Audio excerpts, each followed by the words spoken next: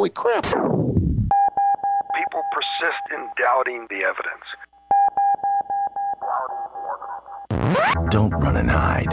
Don't be afraid. Don't turn away any longer. The truth will set you free. If the game is rigged, change the game. You're listening to Jimmy Church Fade to Black. Game changer. Game changer. Game changer. Game changer. The Game Changer Radio Network.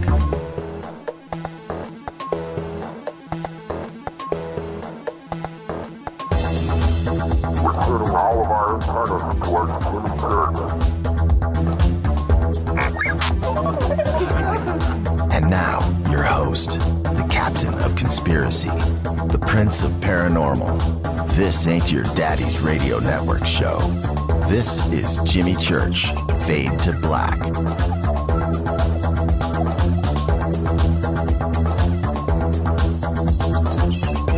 All right, happy Monday. How you doing? How you doing? How you doing? Fade to Black. Man, it's good to be back. Had a relaxing weekend. Got stuff done. Sort of. Worked on the show, too. Ah, yes. Steaming mug of Starbucks. I'm in a chair that doesn't squeak. And this is Fade to Black. Bespoke radio for the masses. Today is Monday, July 27th. 209 days into the new year, 156 days left. We are live from the City of Angels Studios right here in downtown Burbank, California. COA Vapor. Makers of the Fade to Black e-juice. It is called Fader Loops. It tastes exactly like that Fruity Loopy cereal. It does. Without the green loops. Fader Loops. Just go to the COA banner at jimmychurchradio.com. You can use the promo code Jimmy for the Fader Not special. Free shipping in the United States. For KJCR and the Game Changer Network and KGRA The Planet, I am your oh-so-humble host, Jimmy Church. What is cracking, everybody? I'd like to welcome everybody listening all around the world, all across the United States, hither and thither, to and fro, back and forth, up and down, east and west, north and south, far and near. This is Fade to Black, and tonight we have Cropcircle researcher and filmmaker Patty Greer is with us. Very excited about tonight's show. I got to hang out with Patty for a while at Contact in the Desert. You got to check her stuff out. Amazing stuff. She'll be with us all night tonight. We have a gallery up over at jimmychurchradio.com. You can go and kind of do a sneak peek on the gallery. She'll be with us here in a few short minutes. Tomorrow night, Mark Dice is with us. The Illuminati and Beyond, Mark Dice. It's going to be an amazing show, too, as well, tomorrow night. What a great week we have lined up. Patty tonight, Mark Dice tomorrow, and on Wednesday, Stanton T. Friedman, right here on Fade to Black. The call-in number is 323-825-5045. You can also Skype in Fade to Black 14. What a great week we've got lined up. Amazing week. You know, I was watching everybody's email and comments and stuff over the weekend. And although everybody loves rock and roll trivia, do you guys really want to have an open lines night this week? Is it, you guys have stuff to get off your chest? Is that what's going on? Well, then you make that request to Whoa, because I'm just the guy at the microphone. So, I read your stuff. If that's what you want to do, it don't matter to me. I have a good time either way on Thursday nights. So, there you go. All right. I'm very excited about having Patty here tonight. I spent the day today, a little bit over the weekend too, watching her documentaries. Just, man, we'll be talking about all of that tonight, but amazing stuff. All right. Big salute to the proud men and women in uniform all around the world fighting the good fight for us. For without them, there is no me. There is no you. There is no us. And you cannot hear me right now. You really, really need to think about that. If you want to become a Fader-Not, it's simple. Go to faders.org, www.faders.org. It's free. It's fun. Become a Fader-Not today. All right. I wanted to say, talking about Studio Dome SD1s, apparently, and this happened on Friday, it was just an automation thing that happens when you code websites. But the Studio Dome SD1, the promo code for the Fader-Nots, which is Jimmy, had expired. And we got email about it. It has since been fixed. So if you go to Studio Dome right now, click on the banner at Jimmy Church Radio. It's simple. You can use the promo code Jimmy, Jimmy, and get $40 off the list price of $99.99. That's $59.99 and free shipping for all of you Fader-Nots.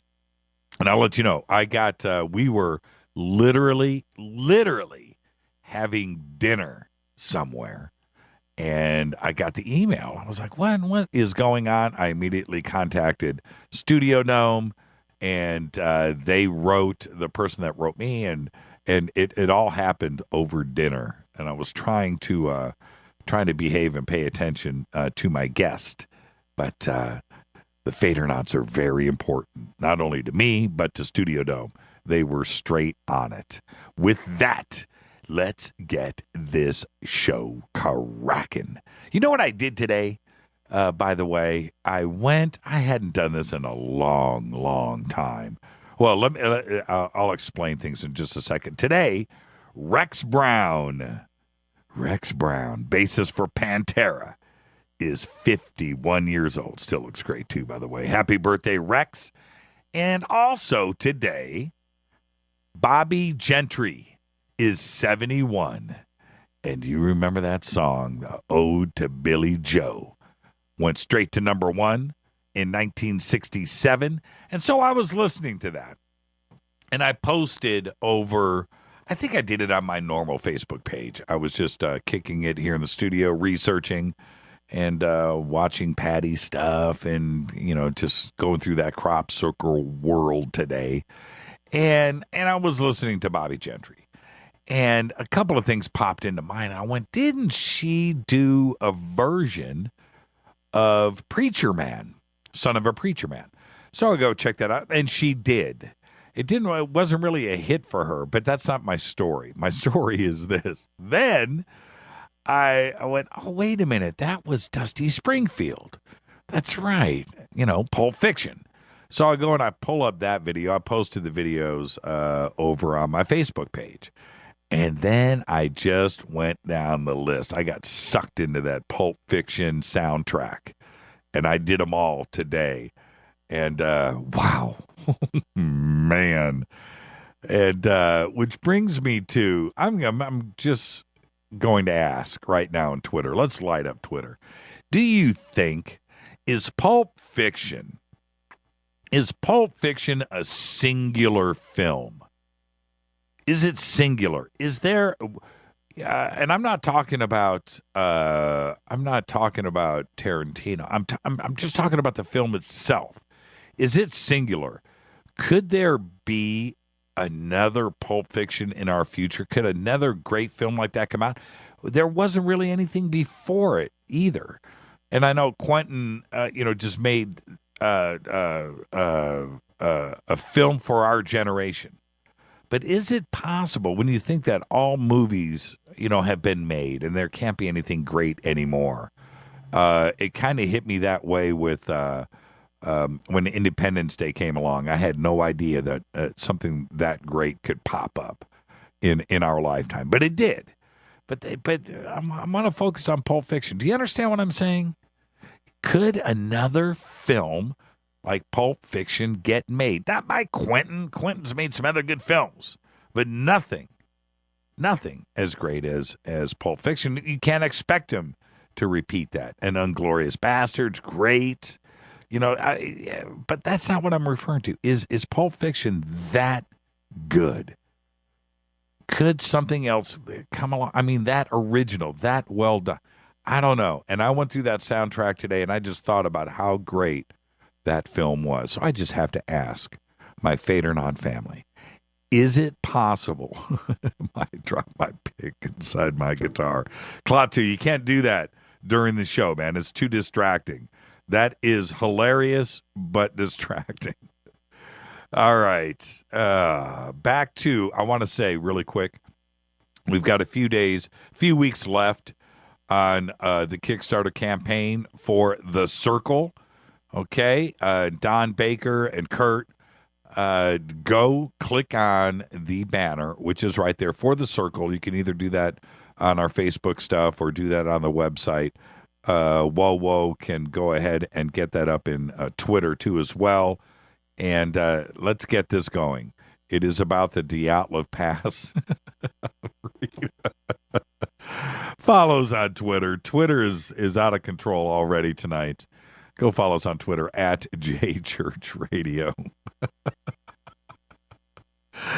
Oh, my. Okay, some of these are worthy of retweets. Oh, man, that is funny stuff. Follow us on Twitter at JChurchRadio. Hashtag F2B is the sandbox. Also hashtag KGRA. And that will feed over on the KGRA website. Excited. Tonight, Patty Greer will be with us at the bottom of the hour. What a week we had last week. Peter Levenda, Jim Mars, Clifford Stone, Micah Hanks. And look what we've got going on this week. Tonight, Patty Greer is with us tomorrow night. Mark Dice. On Wednesday, Stanton Friedman. I'm not too sure what we want to do with a Thursday. I'll leave that up to you. Let's take that break. Let's get this out of the way. When I come back, all the news you know nothing about. We got some crazy news stories tonight. We'll get to all of that. This day in history, couple of fader facts. This is Fade to Black, bespoke radio for the masses. It is Monday.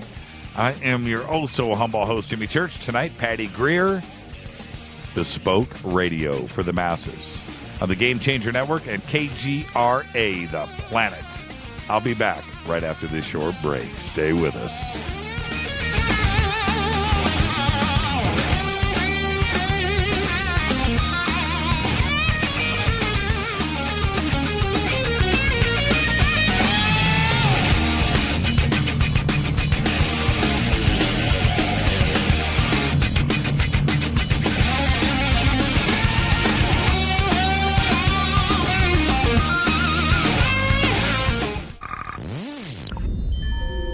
You're listening to Jimmy Church, Fade to Black. Fade to Black will now pause for alien identification. The station that talks the net. KGRA Radio. What's up, revolutionaries? It's me, Jimmy Church. Do you have an IRS or state tax issue? Well, I did, and I called national tax experts.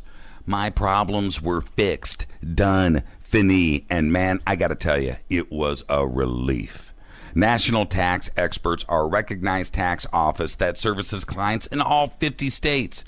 Doesn't matter where you live. Give them a call. I'm telling you, they take the time to understand each and every client's individual financial status as well as their financial goals. And that's exactly what you need, my brother, when you're taking on the evil three-letter. So, seriously, give them a call today at 1-877-909-5444. Again, 1-877-909-5444. Or go check out their website, www.nattaxexperts.com. That's NATTAXEXPERTS.com. Tell them Jimmy sent you. 9 out of 10 geneticists agree. Fade to Black is not your father's radio show on the Game Changer Radio Network and KGRA, the planet. Hi, this is Chase Kletsky with Fate Magazine Radio, and you're listening to Jimmy Church and Fade to Black on the Game Changer Network and the KGRA digital broadcast station, where the Fader-Knots rock.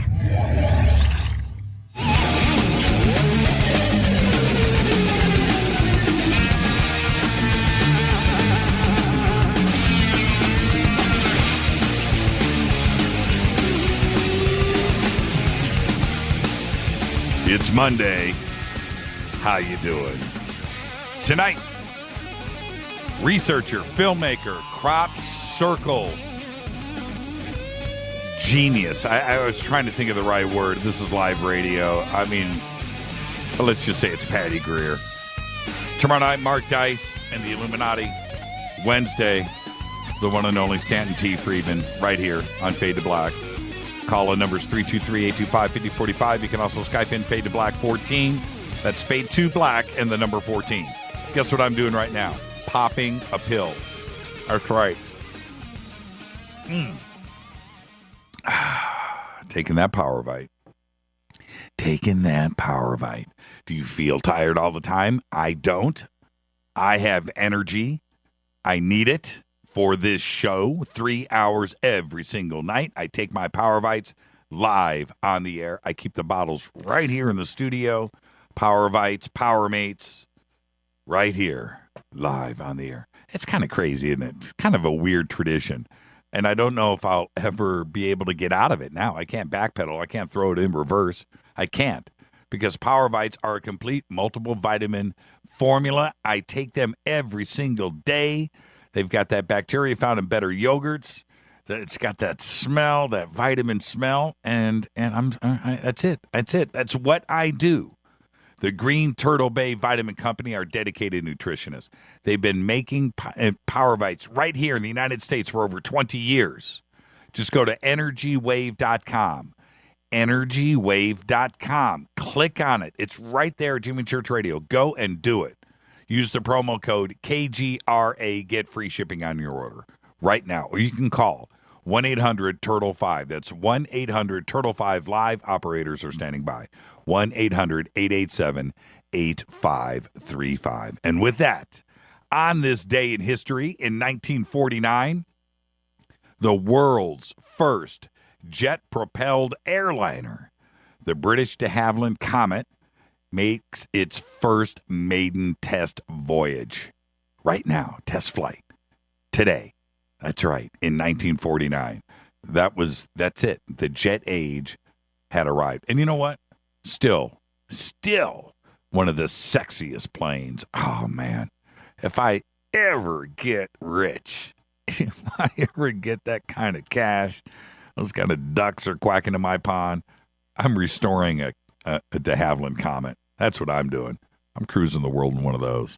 Fader facts. Fragments of NASA's Skylab crashed near the town of Esperance, Australia in 1979. The United States Space Agency was fined $400 for littering. They never paid. And that is a Fader fact. Oh, yeah, I got this one today from Renee. Check this out. Another Fader fact. And this is an official Fader fact because it comes from Renee. But check this out. The plants at Tomorrowland in Disneyland are edible. God, that's a Fader fact. That's a Fader fact that needs to be read. All right. All the news that you know nothing about. Following the conclusion of ongoing civil lawsuits, the National Security Agency plans on purging historically gathered phone record metadata that has come under scrutiny following revelations of massive surveillance programs and policies developed in the aftermath of the September 11, 2001 terror attacks. The federal agency will no longer keep data past 180 days of its collection, and the old metadata will be used only in relation to the ongoing lawsuits, according to a statement released today. I don't think it's good enough, but it's better than nothing. An investigation that started last week, reported on this show as the news was breaking. It is ongoing. It is fluid. And I will have some more information tomorrow as I'm peeling back the layers. But yes, here in Southern California, a man who claimed to be part human, part alien, and said that he was sent to Earth to save humanity while working as a secret agent was found in the trunk of a car last week. The remains of 60-year-old Jeffrey Allen Lash were discovered last Friday in a parked vehicle right here down the street from the studio. It was over in Pacific Palisades, which, how the crow flies from our studio, probably 10 miles away. And I had reported last week that Pacific Palisades, really, honestly, if you want to look at it, it's Los Angeles. Los Angeles is divided up into a couple of hundred little cities. Pacific Palisades is one of those. Pacific Palisades is just maybe, I'm going to guess and say, a mile square. It's 1 square mile of land, very exclusive property, right on the coast. Okay? That's where it is. This is a crazy story. Los Angeles police went and searched the home of Lash's fiancée, and her name was Catherine Nebron, and they came upon more than 1,200 firearms valued at $5 million with 6.5 tons of ammunition, which begs to ask a few questions. One, what did this guy do for money? Where's his family? How about Catherine Nebron? What does she have to say about this? Where did the money come from? What about the house? And so forth. Information is coming forward. I will have more on this tomorrow. The story is all over the web. Yes, it is a real incident. What I find funny about it is how mass media is treating it. They are dropping the half-alien secret agent stuff. They're talking about that too as well. It's a very strange story. But yes, it is a real story. This isn't some internet hoax. It's real. I'll have more information tomorrow. The cell phone video tells it all. A person dressed in a clown suit trespassing at the historic Rose Hill Cemetery in the dead of night.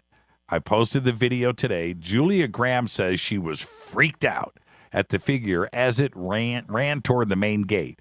She and her husband were driving by it at about 10 p.m. last week and she said, and I'm quoting here, when we get closer, we realize it's a clown, which is super weird. It's the middle of the night.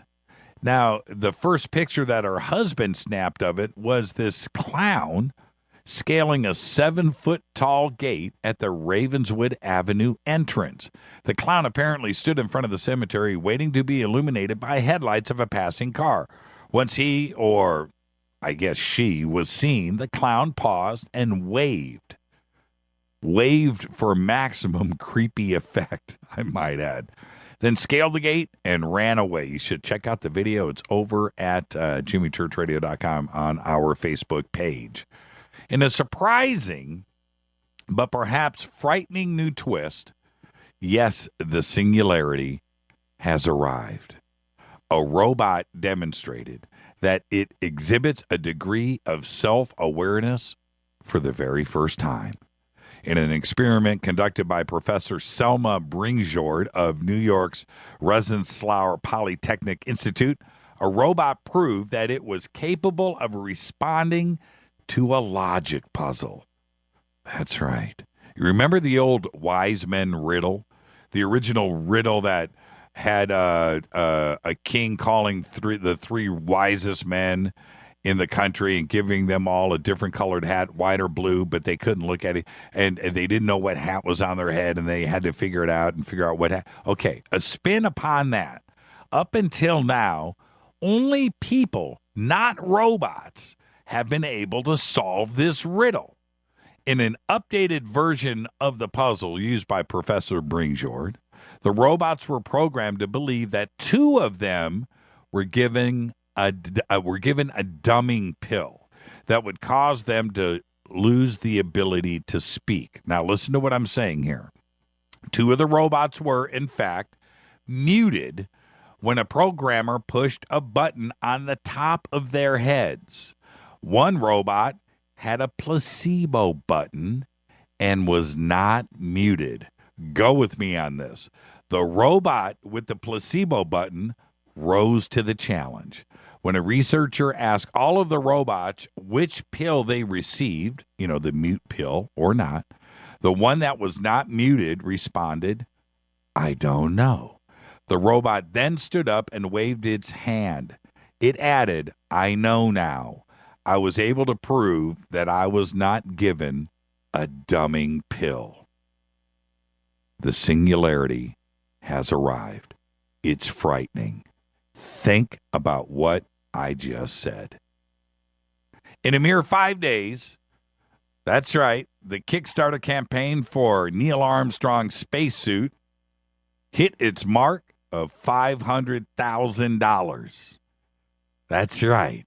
The Smithsonian Institution launched the campaign last week. I announced it on this show.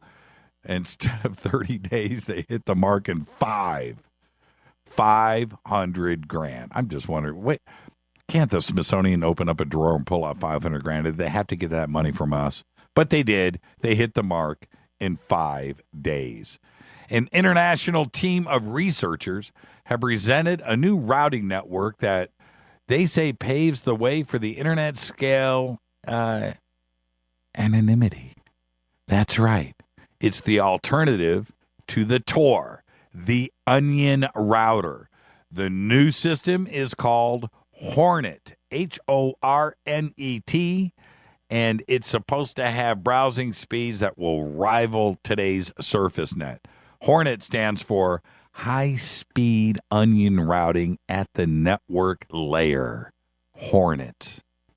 It was developed by 5 researchers from the UK, the United States, and Switzerland. A research paper presented early last week outlines details of their project, which is yet to undergo a large-scale test and a peer review process. Hornet seems on the surface to be a reaction to a volley of revelations lately concerning that the global surveillance programs, which essentially destroyed the notion of online privacy and anonymity. The researchers sought to combine the anonymity of the dark net with the high-speed browsing internet users are accustomed to. Look out. Spending 6 months in space may thin your skin.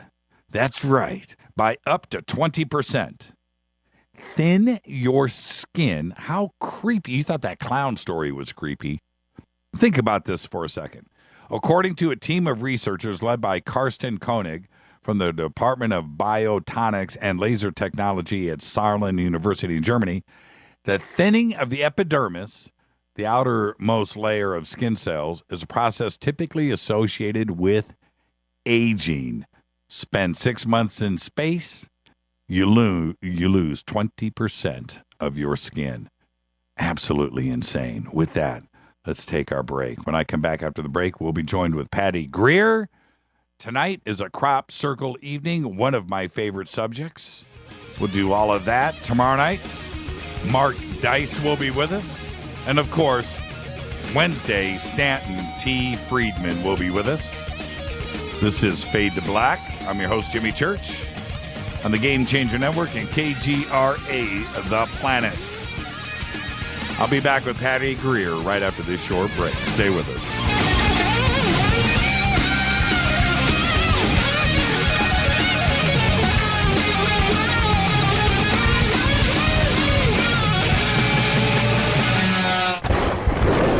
This is Fade to Black with Jimmy Church on the Game Changer Radio Network and KGRA, the Global Radio Alliance. The station that talks the net. KGRA Radio. Hi, this is Jimmy Church of Fade to Black. Today, everybody, the Fadernauts and planet Earth is vaping. And I'm very proud to announce our very own e-juice. When we were approached by City of Angels Vapor about Fade to Black e-juice, I wanted to make sure that it was the very best and that the flavors were something that I could create myself. And we did just that. Introducing Fade to Black Fader Loops. This will take you right back to Saturday morning cartoons and your favorite bowl of fruity, loopy cereal. Just click on the banner or go to www.coavapor.com. Enter the promo code Jimmy for the Fade or Not special. That's www.coavapor.com. Gobekli Tepe. Hi, this is Ray Hobbs here, repping the planet, and you're listening to my good friend, Jimmy Church, Fade to Black, on the Game Changer Network and the KGRA digital broadcast station. Imagine no longer being tied down to your computer, but having the freedom to take live talk radio with you anywhere you go. TalkStream Live introduces our first ever iPhone application. The talk shows you follow now follow you. And your iPhone is now the fastest and easiest way to stay connected to the best talk radio on the internet. Let TalkStream Live transform the way you listen to radio. Listen to live talk shows 24 hours a day, 7 days a week. Mobile talk radio from TalkStream Live. Now available in the iTunes App Store. This is Toby Kebbell. You're listening to JimmyChurchRadio.com. Don't hurt me, Jimmy. I'm only little. Hey, I'm Adrian Grenier. And this is Ari Gold. We're the Honey Brothers. Yes. We're of the Honey Brothers. Hey, I'm Adrian Grenier. And I'm Ari Gold. We're the Honey Brothers. And you're listening to Jimmy Church. The Revolution. Attention, all Fade or Not. Studio Dome has a special deal on their SD1 Bluetooth speaker. Just go to JimmyChurchRadio.com, click on their banner, enter the promo code Jimmy, and you get $40 off and free shipping on the SD1. It's voice activated, comes with a USB antenna, cables, and a carry bag. Never listen to your phone, tablet, or laptop speakers ever again. It's the only way to listen to Fade to Black. That's JimmyChurchRadio.com, Studio Dome banner, promo code Jimmy. Gobekli Tepe. This is Micah Hanks of the Gralien Report, and you're listening to Jimmy Church on Fade to Black, across the globe on the Game Changer Radio Network and the one and only KGRA Radio, The Planet.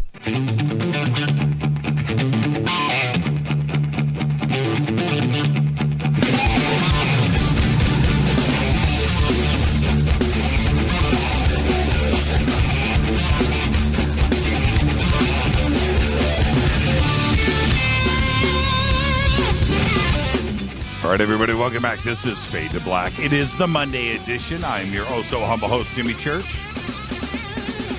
Tonight, Patty Greer is with us. Tomorrow night, Mark Dice. Wednesday, Stanton T. Friedman. Thursday night, Fader Night. Patty Greer is a fearless crop circle filmmaker who produced 6 documentary films in record time. The movie productions began immediately after a contact experience in an English crop circle. Greer had no training in filmmaking or ufology whatsoever, and the movies received 6 prestigious awards. Her life path was seriously altered that day, and she has visited more than 100 UK crop circles since.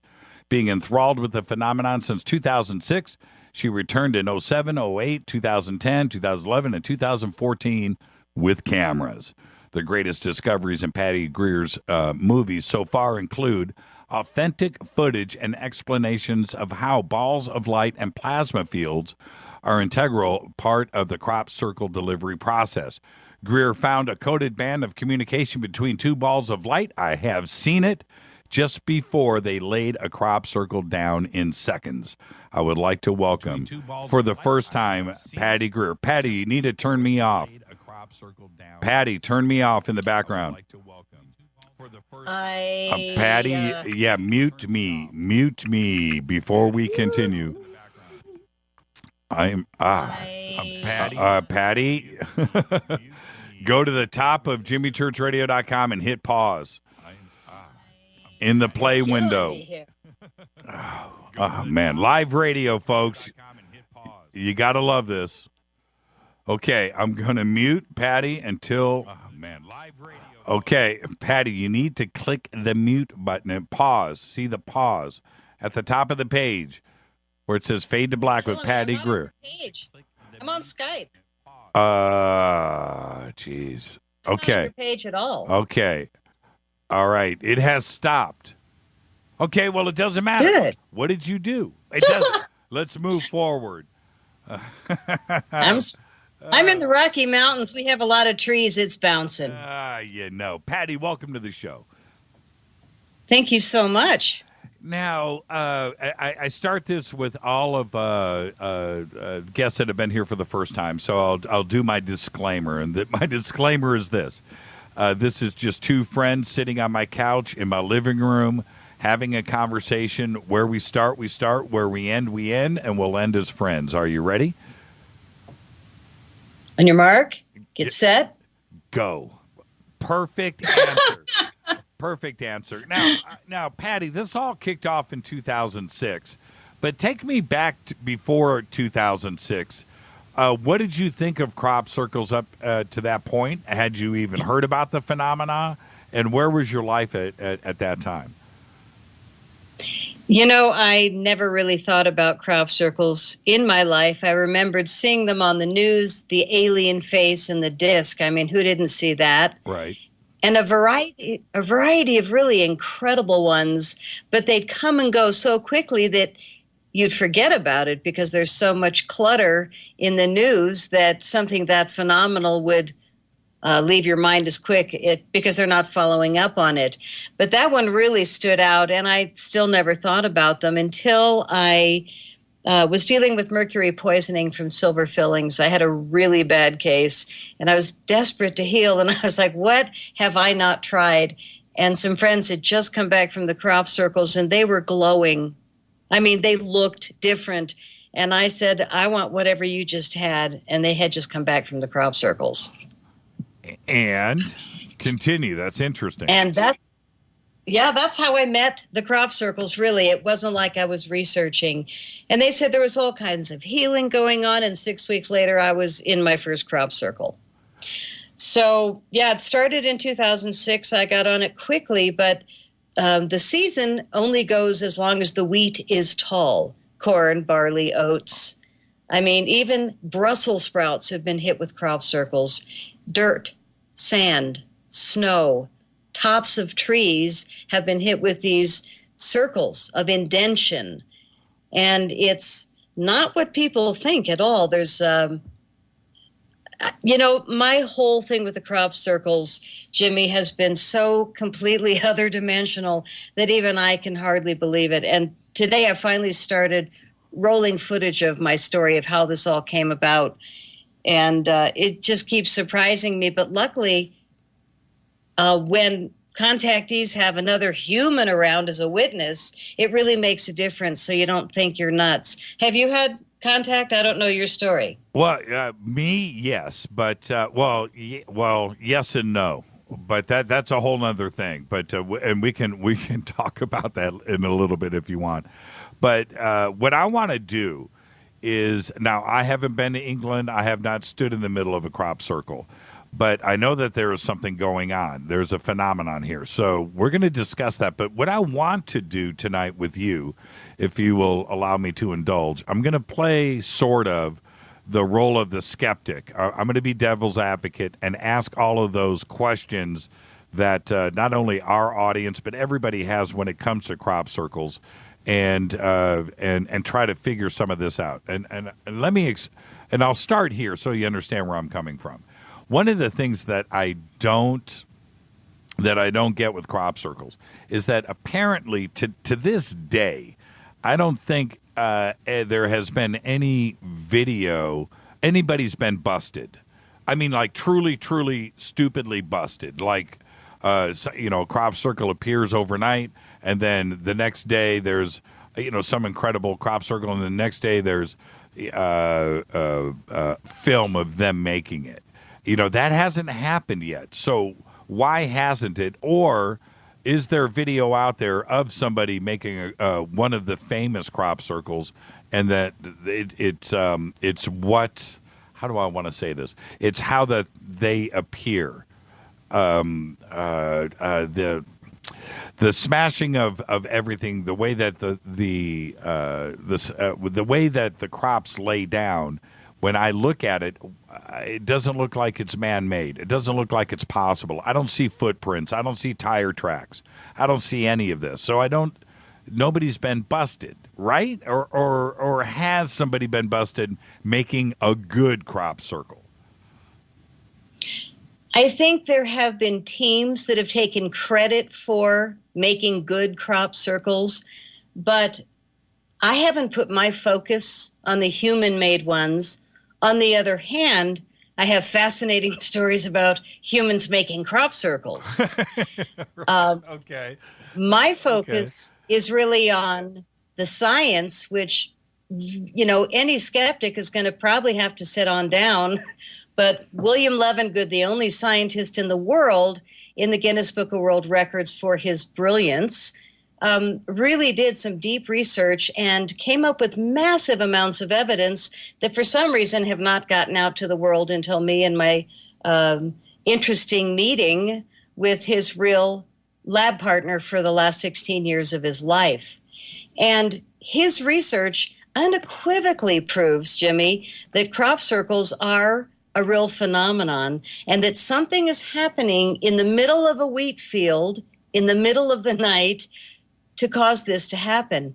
And they've actually had samples in his lab, Pinelandia in Michigan years ago, where he was gifted these leaves that were heavy of wheat, and they had been in the middle of the crop circle, and he peeled the leaf away from the heaviness, which appeared to be iron ore. They tested it.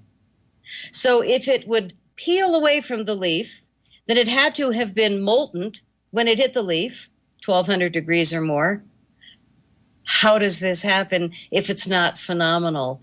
And instead of breaking all the wheat every 3 feet with a board and rope like the humans do, and they make their crop circles with a 3-foot across board with 2 holes on the end drilled through, and then they stick a rope through it, tie a knot, and that's their board and rope. So they go and lay the wheat down that way, and they think they're so clever. And then those of us that know what we're looking for will get down on our knees as soon as we get in and look for the broken wheat every 3 feet or not. And if it's not, then it's this other element, which is very interesting, biophysical changes. Yeah, all of the board and rope crop circle stuff that I have seen, quite simply, look like it's sloppy, it's funny looking. It looks like a crop circle I would make. That's what it's ridiculous. You can't compare the two of them at all, which is back to my point. If they were man-made, then there would be teams of people and GPS equipment and everything. I mean, I have no idea how many, to my eyes, hundreds of people would be involved. And quite frankly, it would be noticed and it would be busted and it would be exposed. And it has not happened, has it? It hasn't. It has not been blown out of the water. Well, there have been people arrested, yes, and it's called trespassing and damaging to somebody's property.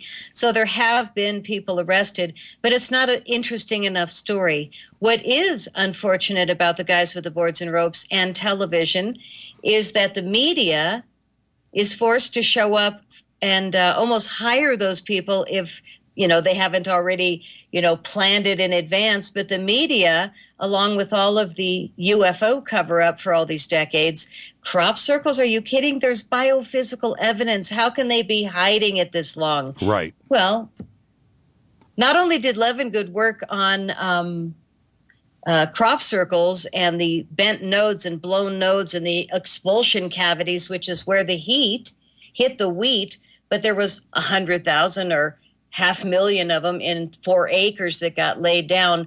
But, you've got a 1/4 acre going to the right and a 1/4 acre going to the left, and all these different patterns and elements. And then in the center of each formation, like a circle or a triangle, in the center is usually some standing crop or some centerpiece that's just like, whoa. Yeah, one after another. Yeah. And when I look at one crop circle after another, the one thing, well, there's a million things that blow my mind, but is how when I look at the center and I look at how it's laid down and how it spirals out from that, but the way that it lays, it looks like it's nothing that a human could do. It's not. I would love for somebody to just point out that how that is done, and it's It's mind-blowing. It's one of those things that you look at and it doesn't compute in your brain. And you just think to yourself, how is that possible? Well, it's because it's a phenomenon. It's something that we don't quite understand right now. But it's certainly not man-made. Well, we do understand it, though, and that's what's happening is that, thank God for internet, thank God for shows like you, that people like me get out and get to talk to large audiences because the science is here, Jimmy. It's been here for like a decade. They know how crop circles are happening. They just weren't allowed to talk about it. I don't work for anyone. I'm not funded by anyone. I say whatever I see, and my movies are so dang honest that I've been hacked for 4 years because I found the communication between two balls of light in the only footage that the world knows about where we can see two balls of light lay a crop circle down in seconds. Interestingly enough, somebody from France just sent me more footage, totally different crop circle, almost the identical force field where two balls of light came in, circled over a standing wheat field. The wheat went down in seconds, just like Oliver's Castle, the famous one. Mm-hmm. And then they flew away, and a third ball came and looked it over, just like Oliver's Castle. With okay, I want to ask you a couple of questions. This is what I think doesn't matter, but I'm feeling. I think that these plasma balls are what's responsible. Anything that would be possibly atmospheric or vortexes, I don't feel that. My bones are telling me it's intelligent, and these plasma balls, whatever they are, and we're going to discuss that, are intelligently driven. I don't feel the vortex explanation. I don't see the preciseness of it. That's my take. What do you think? Well, what I think for 9 years, what I thought for 9 years was I would point to the sky and say, thanks, guys. Awesome job on this one. You know, I'd get to the crop circle and it would just double me over to see it initially. You know, your hair standing up on your arms, you got chills head to toe, and all of a sudden, phoom, the wheat is just dropped down in front of you, and it just goes on forever. As far as you can see, sometimes these laid wheat fields like a river, but it's laid down wheat, and they're just huge when you're in them. And as you look at a lot of the crop circles, for instance, I suggest to your audience, be looking at crop circles during this interview. My website is pattygreer.net, and it's just filled with images of crop circles, pattygreer.net. The purpose of the art or the math or the code or the sacred geometry or the specific pictogram, which is like a picture of a bird or a fish, each message actually has an intention other than the ones that are human-made, which sometimes actually do have just as good of an intention as the ones that are phenomenal. So I don't totally log out of that the human ones are not interesting. But, oh my God, do I have a great story of the human circle makers. So the real circle makers are ultimately the balls of light, yes. And we minimize when we say balls of light because they are spinning plasma at a very, very high frequency. And like I said, I've been pointing to the sky for 9 years. Well, last year I was taken to William Levengood's life, basically. And somebody that I didn't know knew that I was a speaker there in Michigan and said, there's somewhere I need to take you. And it's just this magical mystery tour. I had no idea who this woman was. But after 4 hours, I finally learned that she was Levengood's secret partner and knew all of his research. All of it was a lot more than the world ever heard about. And the iron ore floating around the field in the middle of the night at 1,200 degrees is pretty heavy, don't you think? Yes, I do. And when I think about that, you know, like popcorn, you know, popping, what it would take for those nodes to explode like that, I just don't think me bouncing around in a field with a board and a piece of rope, that kind of action is going on. And when you're walking through a wheat field or any field where this phenomenon has been there. When you're walking and you're stepping on plants, they're not exploding underneath your feet when you bend them in half. And that's part of the science here that we need to back up as anybody that would be skeptical or want to debunk this. That's what I want to hear. When was the last time you walked through, a wheat field and had plants exploding underneath your feet? It just doesn't happen. No. And again, let's not waste time on debunking, really, because there's so much exciting stuff to talk about. And I'm not. No. Don't get the wrong impression here. What my point is to the debunkers out there is the stuff that should be there if it's not a phenomenon is not. That's what I'm talking about. We would have thousands of people in jail. That's what we would have, and it's simply not the case. I do want to talk about the 2 plasma ball footage and the communication. Have you taken that video to a video researcher and asked if that is just a natural anomaly that would happen on the videotape? Have you been able to do that? Well, wonderful question. I've actually shown it to 3 different people. And the most important one to me is William Levengood's real partner. And I have a still shot of it, which is on your website, sitting in the middle of the gallery. Thank you. And what that is a moment on that footage between those 2 balls of light of Oliver's castle, which is frickin' mind-boggling. And when I showed it to this woman, I didn't tell her where it was from. I said, look at this photo. What are we looking at? She looked at it very carefully and said, wow, great moment. That's a communication between 2 plasma balls. Where'd you get that? And I said, are you sure? And she said, absolutely, 2 plasma balls. And the communication goes further to the right. And I'm like, holy moly, I hadn't seen that before. But, it's right there on the original film.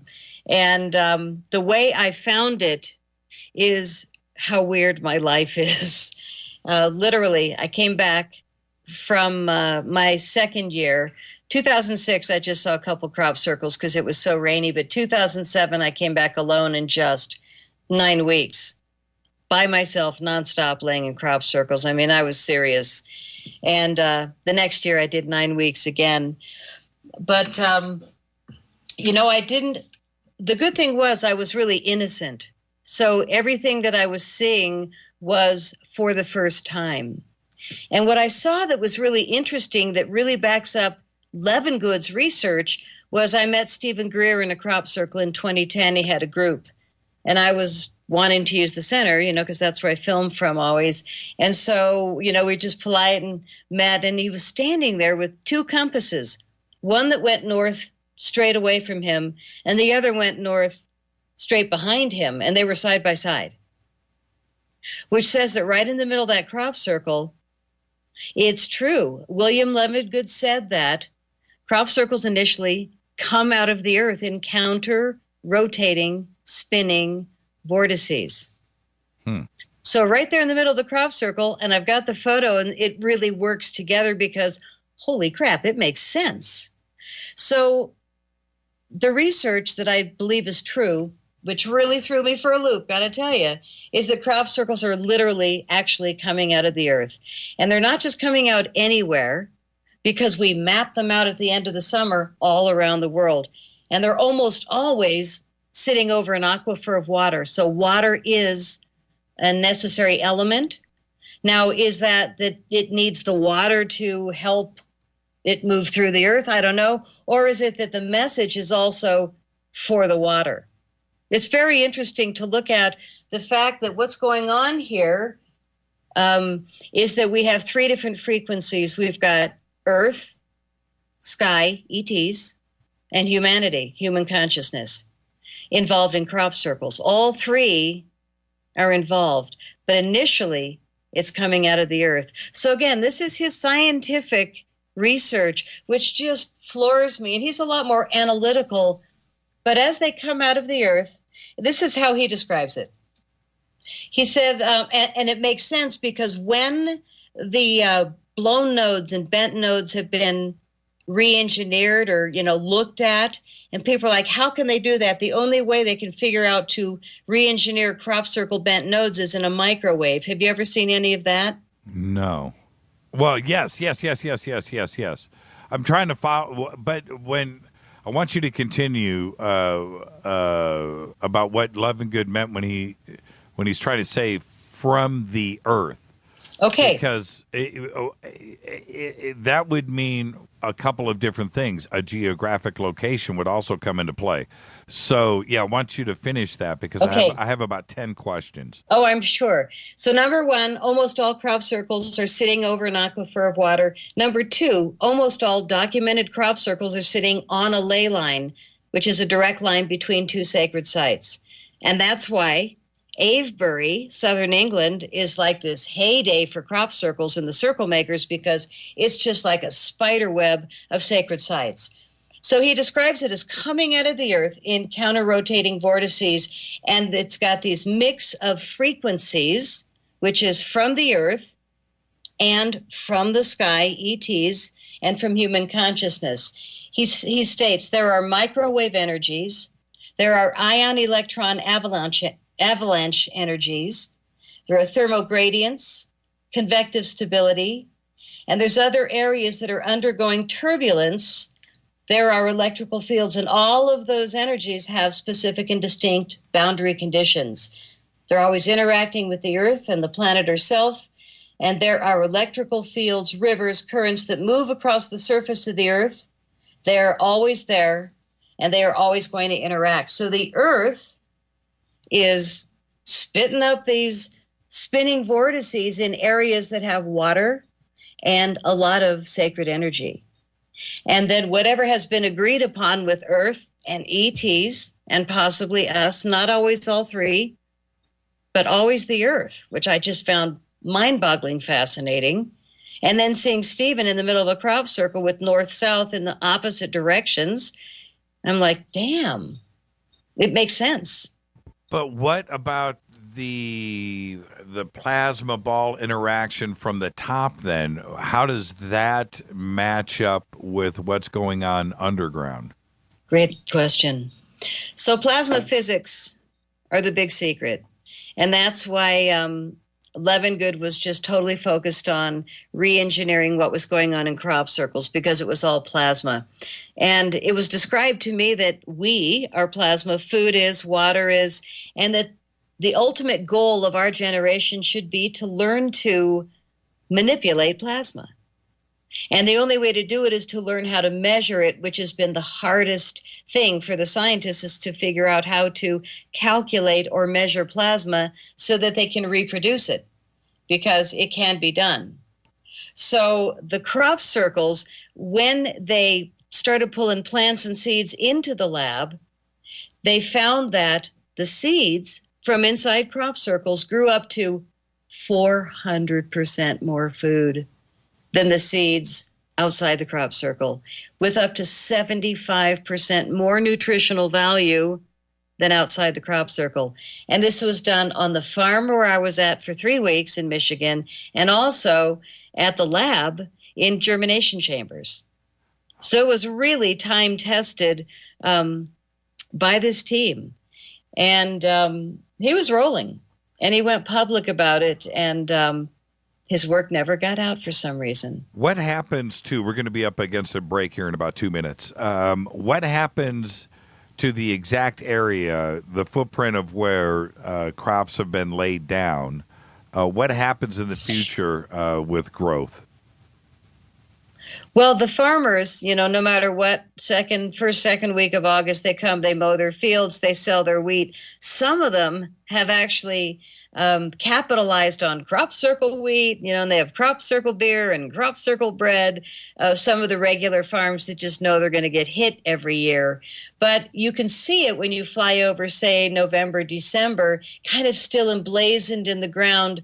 But the next year, it usually can grow over, as far as what I've seen. And a lot of the same fields get hit, but they have different pictures, different patterns. Is the growth the same? Is it extended? Is it stunted in those areas? No, actually, like I said, with the seeds, the wheat gets hit also that it enhances everything about the plant. So is it taller the next year? You know what I mean? Can you? No, it's a very good question. They didn't really talk about that. I heard about the research, but that's a really good question. Were the plants taller where the crop circle was? You know, it makes sense. It'd be like a reverse crop circle then. Right. That's exactly where I'm going. You know, that's awesome. Yeah, do a flyover and then see the reverse of what was there the previous year. Yeah, I got to tell you, as many times as I've flown, I have not seen that, so I don't think that's going on. But I got to tell you about flying. Have you ever flown in those little microlights? Yeah, I saw that in your video. Let's talk about that when we come back after the break. I want to buy a microlight. Tonight, Patty Greer is with us. I'm your host, Jimmy Church. We'll be back right after this short break. Bespoke radio for the masses on the Game Changer Network and KGRA, The Planet. Back right after this.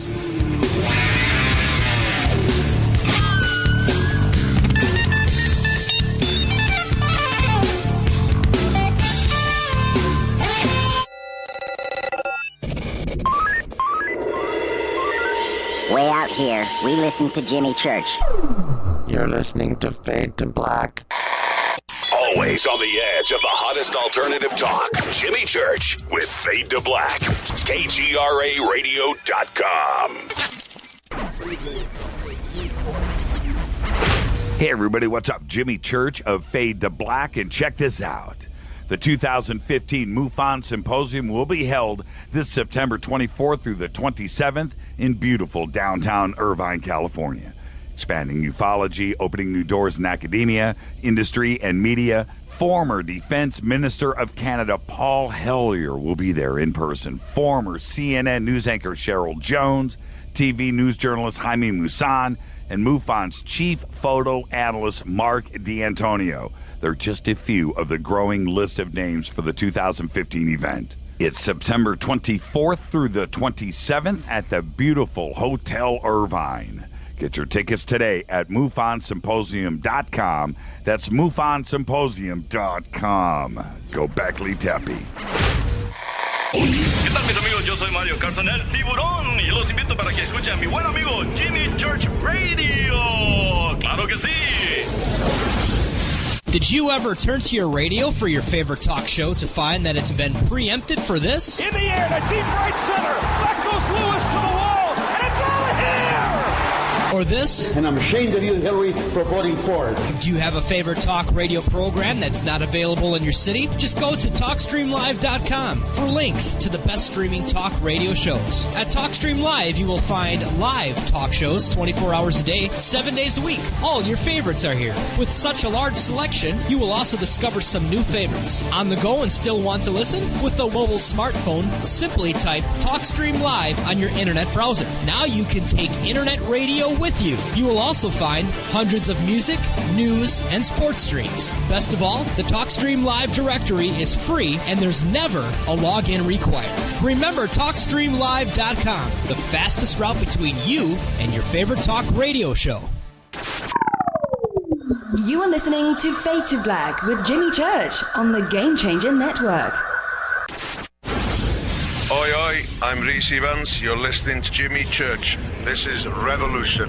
The revolution will not be televised. The revolution is on radio. Ciao.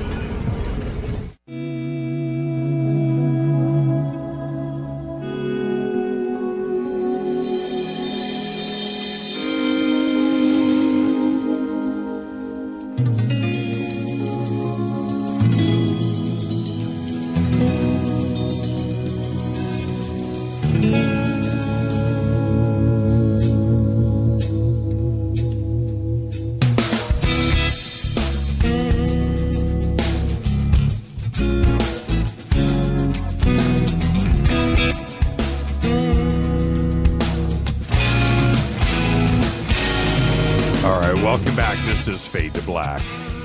I'm your host, Jimmy Church. Tonight, we have Patty Greer with us, Cropcircles. Tomorrow night, Mark Dice.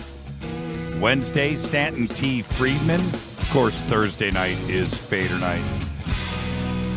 So Patty, right before the break, we were talking about microlights, and I did see that portion of the video. What is it that you see when you go up and you're able to, hang out directly above? Well, it's a very different view from above, which is probably the ultimate intention of the circle makers, is to see the message. And when you're above, you've got the full bird's eye view. When you're in the field, you've got the physical manifestation of the hair standing up on your arms and goosebumps head to toe and a chilling feeling. I mean, most people can feel it. And so it's a difference of the message or the feeling. What happens? I would love to go to the dead center of a crop circle and stand on that circle or lay down. What happens when you do that? Well, it's different for everyone. And I think that depending on how open you are, you're going to have a different experience than someone else.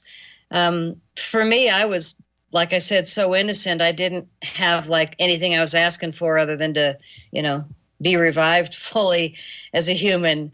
And but I think everybody was there for a different reason. And it was interesting. The fields were usually strewn with human bodies, and everybody would find their special place. But when people had their magnetometers or their dowsing rods, I use a pendulum, we would note all consistently that the energy would get more, it would dissipate more as we moved away from the center. And I know for me, the whole experience I've had has been intuitive and then telepathic. And when I say intuitive, it means any crop circle I get to, I don't even plan, I just bow. It's like, whoa, there I go again. And then I'm like autopilot, straight to the center, on my back, not crushing the centerpiece, but head as close to the middle as it can be. And I just close my eyes and open my arms. So everybody's got a different method. But for me, I think that's how I've been very welcoming. And probably that's why I've been receiving what I have. And it's something I want to suggest to your audience, that they are here, of course. I'm sure all your guests are, it's old news. But the more we open our arms, the more we're going to have these experiences. And the more we have fear, they're going to sense it totally telepathically and fly away, dissipate, move quickly away. So it's really an energy thing, I think, that's causing us to be able to interact with ETs. For me, I also practice with wildlife. I live in the Rocky Mountains, and I've got so much wildlife up here. And even a bear the other day, I'm like, let's do this. Let's dance. Yeah. So you make your way to the center of the crop circle. You lay down, you put your head to the center, and you close your eyes. And what happens?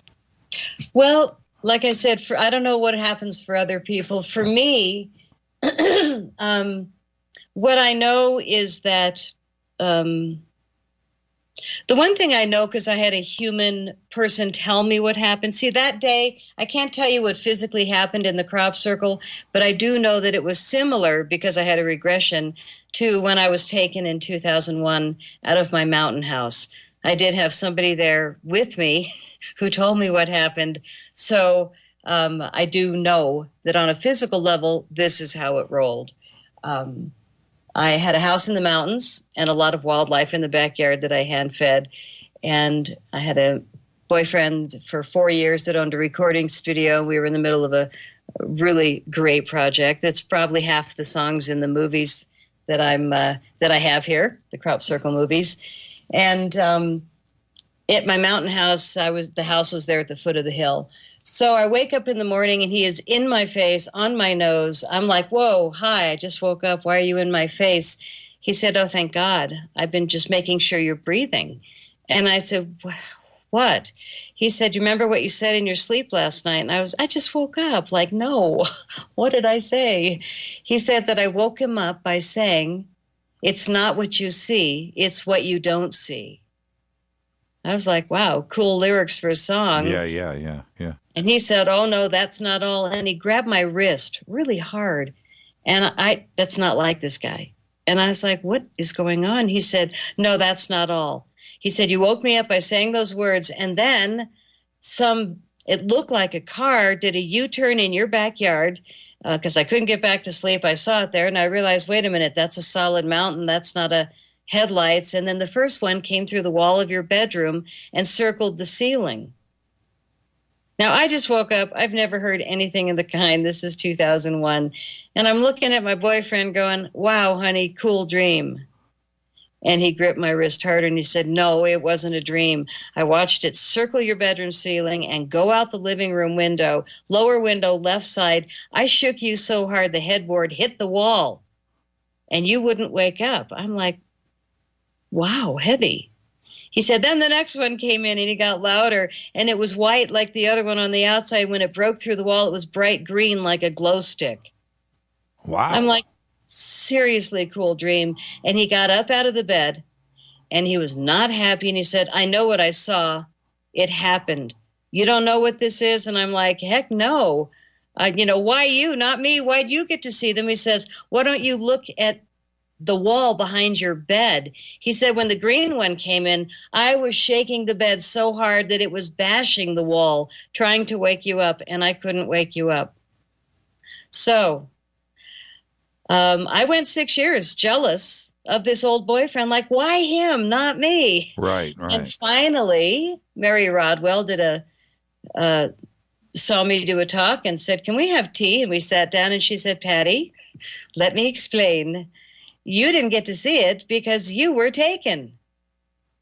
Interesting. First time. I'm like 6 years and it never crossed my mind. Yeah. So, it catches us from the back door, but I still, So anyway, now that I'm doing my new movie about all the Cropcircles secrets, I have had to call this old boyfriend and say, will you go on camera, please? I just need a witness, a human witness in your work, so they know that you're a valid person, not some la woo woo crappy girl that goes and lays in crop circles all summer long. So it's nice. I've been pulling in people that have actually witnessed these completely out there things that have gone on with me and these other dimensional beings. This is about the fifth time this has popped up in Twitter. I know that you're watching Twitter too, but the I'm not. Oh, okay. Well, it's been repeated. Do crop circles avoid like GMO or Monsanto crop fields? Very good question. I think GMOs are one of the reasons that the earth, the mother, is choosing to put them in wheat, barley, corn, oat fields. Hello? Yeah. I mean, I think that there's multitude of messages here, which is, number one, I'm trying to tell you something. Number two, I'm putting it in your wheat fields that are being poisoned. And number three, anybody listening? So here's a heavy. I've got heavies about every aspect of crop circling because I've been there so much. And these movies, I went down every road. But I didn't really want to go down the debunker road, so I didn't do that. And I didn't really want to go down the farmers that mow down crop circle road, but people were asking me. If we were on Twitter, they'd be saying, can you talk about the farmers? Probably. So everything, I swear to God, has been telepathic. I wake up in the morning. I'm, of course, in the epicenter in some B&B, and I get coffee with cream and some solid food, and I'm out for the day in the fields with a camera. And I'm like this magnet. But, of course, I'm not there to do anything but be in crop circles. And just the most amazing things have shown up. And in 2010... I'm at the research center first thing in the morning with my boyfriend, and we watched these two guys fall out of their car, literally just fell out. And it was only like 9, and we're thinking, wow, that's a little early, but hey, it's England. Right. And they lumbered up to the research center. They kept falling down. I went, I don't think, wow, I think they're not right. And so I got up and actually walked toward him and said, are you okay? And one guy barely looked up, and he had the same red, tight face I did when I had that incident in the crop circling. He said, oh, what we saw last night. And I said, honey, grab them coffees, please. Come sit with us. So these two guys from Belgium sit down, and they said to me and my boyfriend, who left me after this trip, because everywhere we went in England, everybody we met and put on camera said, I don't want to talk about this that I'm in now. I want to talk about days ago when I was in that crop circle on East Field. I mean, everywhere we went. It's one of my movies. I couldn't get away from it. But these guys had the heaviest sighting. They said they were sitting on the hillside looking over East Field, which gets hit every year. 1, 2, 3 crop circles every year. And they didn't see anything, so they went to bed. And they heard these French people just really excited hiking up the hill an hour later. So they hopped up, got dressed, and went down the hill. And the French people said, yeah, we saw these big orange balls of light. We don't know what they were, but we saw them. And then they'd disappear, and then they'd come back, and there'd be 2, and they'd disappear. And then there'd be 3, and these guys were like, oh, yeah, we're going down. So they go down, and took a few minutes, but finally the balls appeared. And they were huge, he said. And then they disappeared. And then they showed up again, and they were huge. And he said all of a sudden it turned, and a doorway opened, and an illuminated light being with arms, legs, and a head came out. Reached in the doorway and pulled out another light being. Now I'm like, whoa. Wow. What do you do for work? I mean, do you work? Are you normal? And he's a teacher. The other guy was something else, but barely spoke English. Straight as an arrow, he said, my eyes don't lie. It's just my rational mind that tried to find a rational explanation. There isn't one. I saw illumined light beings come out of a ball of light. And son of a gun, I swear this is true. My friend and I, Monique, 2 years earlier on Eastfield Overlook, took photos of these big, bright orange balls of light, and 5 of the shots have doorway open. Yeah, I saw some of your pictures too. Especially that one set where you had woken up in the morning and were taking pictures outside of. Was it just your window? And the when the camera went black. Oh, that was a different movie. That's my first movie. Yeah, that's man, those are crazy pictures, Patty. Oh my God, you really did your homework, Jimmy. Yeah, I don't play around.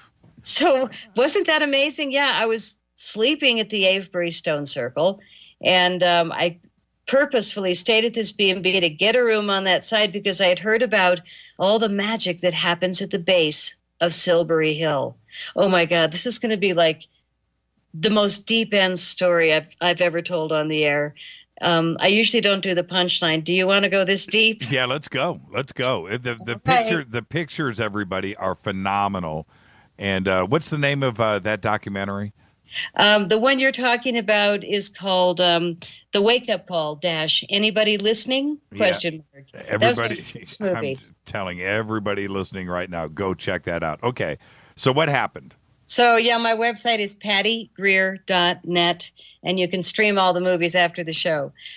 So, oh, my God, I mean, my head is just spinning with so many stories. We forgot to do the farmer thing. I mean, I got to get the punchlines of these things. The punchline, let me finish the farmer because the other story is too big. The farmer. So I finally make an appointment to meet the farmer at his barn. He's got a big combine, perfect day.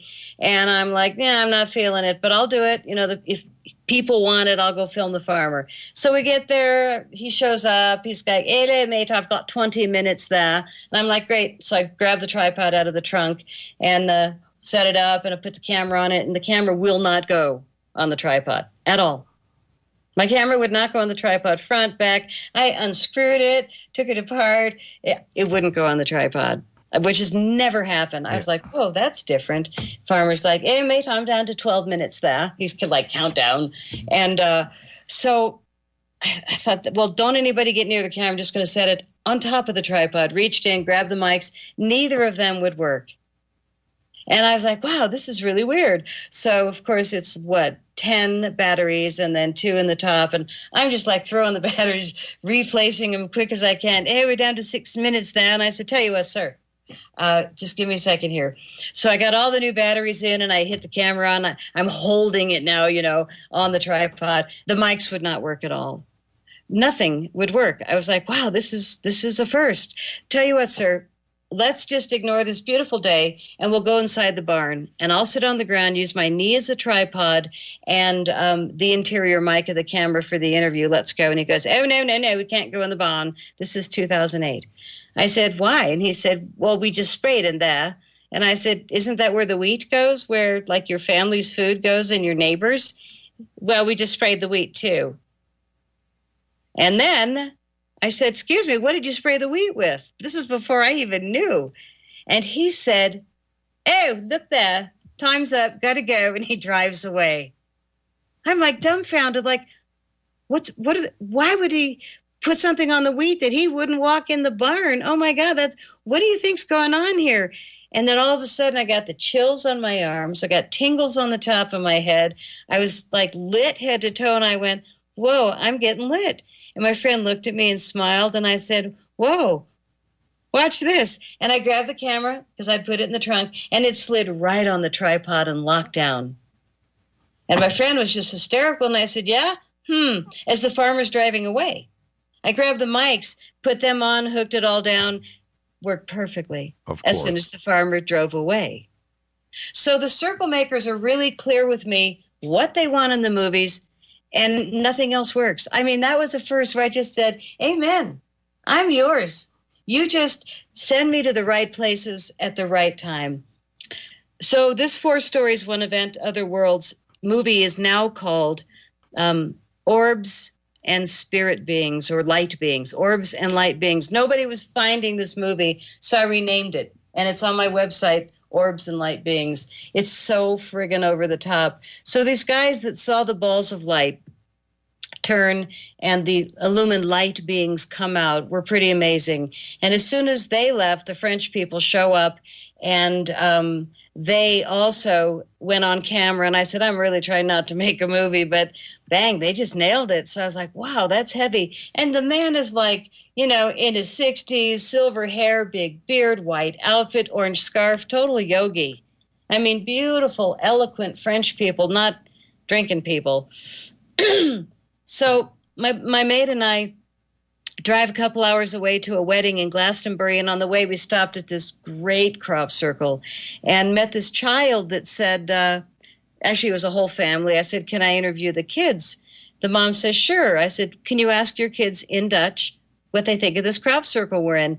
And this 5-year-old little girl with the ringlets, big blue eyes, I mean, little crystal child, just goes off in Dutch, speaking really quickly, arms flying. And the mom looks into the camera and says, no, she doesn't want to talk about this crop circle. She wants to talk about the one we were in the other day in East Field where she met the orange bulls. Oh, really? Like, holy crap, you're kidding. Right. My boyfriend looks at me with these big eyes, and I said, you remember I told you if I have a camera, I'm a magnet over here? He's just like, yeah, but I didn't believe it. And I said, So this little girl not only said that she had an interaction with them, she also said on camera, and they told me the circle is not done yet. They're going to make it bigger. Wow. So we go to the wedding, nice wedding, intimate, somebody really well-known speaker in Europe. Wedding's over with the restaurant, and we're all sitting at the table, and we're down at the end, and I said to this darling guy from Holland, so what do you do, Eddie? He said, I like to go in crop circles and do automatic writing. And I said, really? What is that? And he said, well, I close my eyes and spirit writes through me. And I said, have you written anything interesting lately? He leans forward, pulls his book out of his pocket, slaps it open on the table, and dang it, it was the East Field crop circle. I mean, I was like, oh, man, this is so too much. So Eddie said, yeah, I was in East Field the other day in this crop circle. And I said, yeah, my partner and I know that crop circle pretty well. And he said, yeah. And so they wrote orange. And I asked them, are you the orange beings? And they wrote the word yes. And he's got this all sketched in the book. He said, but most important was they told me the circle's not done yet. They're going to make it bigger. What other interactions did the little Dutch girl have? She just said that she had a telepathic communication where she could hear them tell her, and so did Eddie. And the next day the crop circle was bigger, and a few days later the crop circle was bigger yet. Interesting. Interesting. Okay. I mean, even when I try not to make a movie, when I'm over there with a camera, they use me. Now, about your set of photographs that you made that morning from the bed and breakfast, how did that, when you first, I've got like 20 questions. What were you seeing? The camera shot what it shot, but what were you seeing with your eyes that morning? Not a darn thing. What I saw was blackness and sunrise. And I was so glad that my bladder woke me up so that I could be there to watch the sunrise around the base of Silbury Hill, because supposedly that's where magical things happen. And the base of Silbury Hill is a sacred site that people have walked across Europe for 8,000 years. They're all fighting over how long it's been, but it's thousands of years just to be at Silbury Hill, which, like I said, is a sacred site. And it's not far from the Abury stone circle. And it's a stone's throw on a ley line to Stonehenge and Glastonbury. So this whole area is beautifully lit up. So here's the heavy story, how they all tie together. So now I've got these 4 stories filmed. And when I went and told the guy at the research center, Charles, who's run our research center since, it's been us meeting for coffee and sticking a pin on a map of where there's a new crop circle and whispering about what it's like, or getting pictures, our pictures into the file so that people can see it around the world. And I told Charles that I got the interview of the guy with the balls of light and the beings coming out, and he just was gasping. He said, "You got that on film? You protect it." He said, "I've heard everything, but that's the heaviest story I've ever heard, other than this girl who also saw illuminated light beings that same night." Mm-hmm. And she was on Silbury Hill across the field from where they were on the Eastfield overlook. You have to talk to her if you're doing this movie. And so he contacted her, and she said yes, but she never picked up Skype, telephone, email. She would not talk to me. It was such a drag because, he just kept saying, "You think your story's heavy? Wait till you hear hers." So it just never happened. She wouldn't talk. But finally, I finish all 4 stories. I'm editing by myself. I nail the movie. I sent it to print. And the very next day, she Skypes me. I'm like, a day late. And she just said, "I have 3 children. Read between the lines." Right. I said, okay, I respect that. How did you know I just finished the movie yesterday? And she said, "I just wanted to call you." So I was like, okay, what happened? Will you tell me now that the movie's done and I can't do anything about it? And it was really interesting because she said that she was across the field with her mate and another man, and they were standing on top of Silbury Hill. And there was a group of teenagers behind them on the hill that were drinking and acting really loud and boisterous and not very respectful of where they were. And she said all of a sudden she saw the mist come over. And she said, "I've seen him before." And the red balls of light dropped out of the mist. She said she could hear the knees banging on both the men left and right of her, and she kept calming them, saying, "Relax, I've seen them before. We're safe." And she looked over her shoulder because the noisy teenagers were silent. And she said they were literally laid out under some kind of a black tarp. And she said they were out.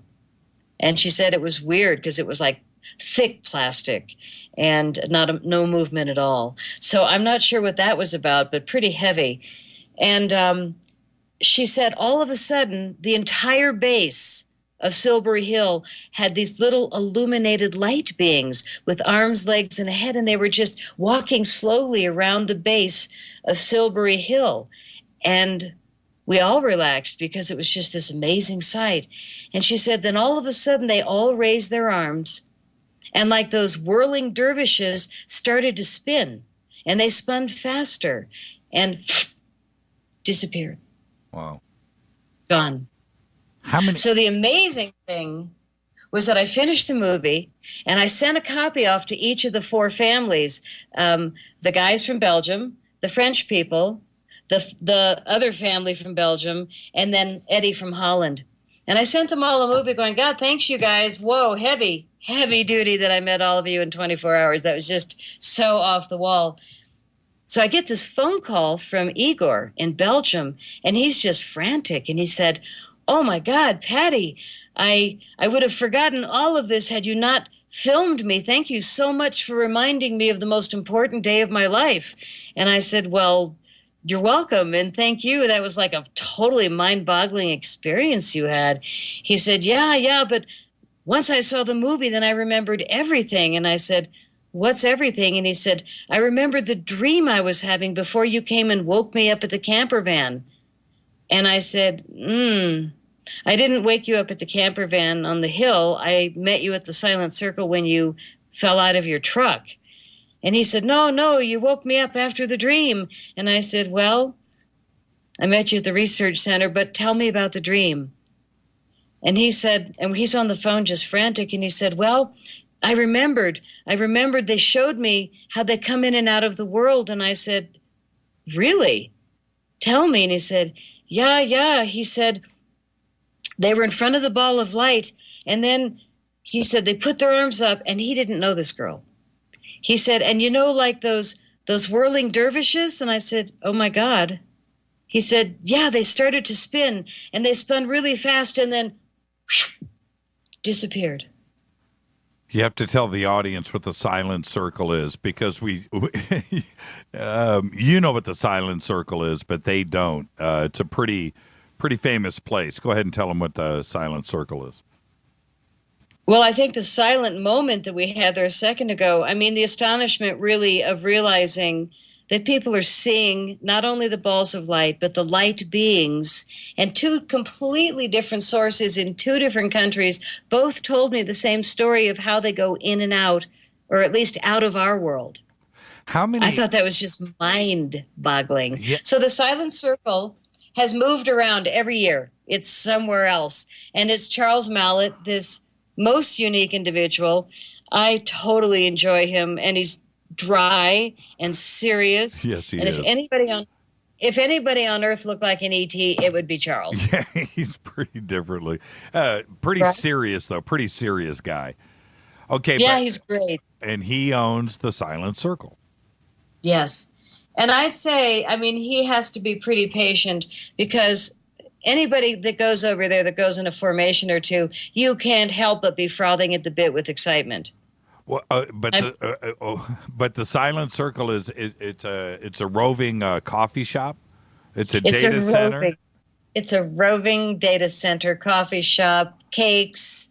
Every year has been different. There were a few years where it really felt like home.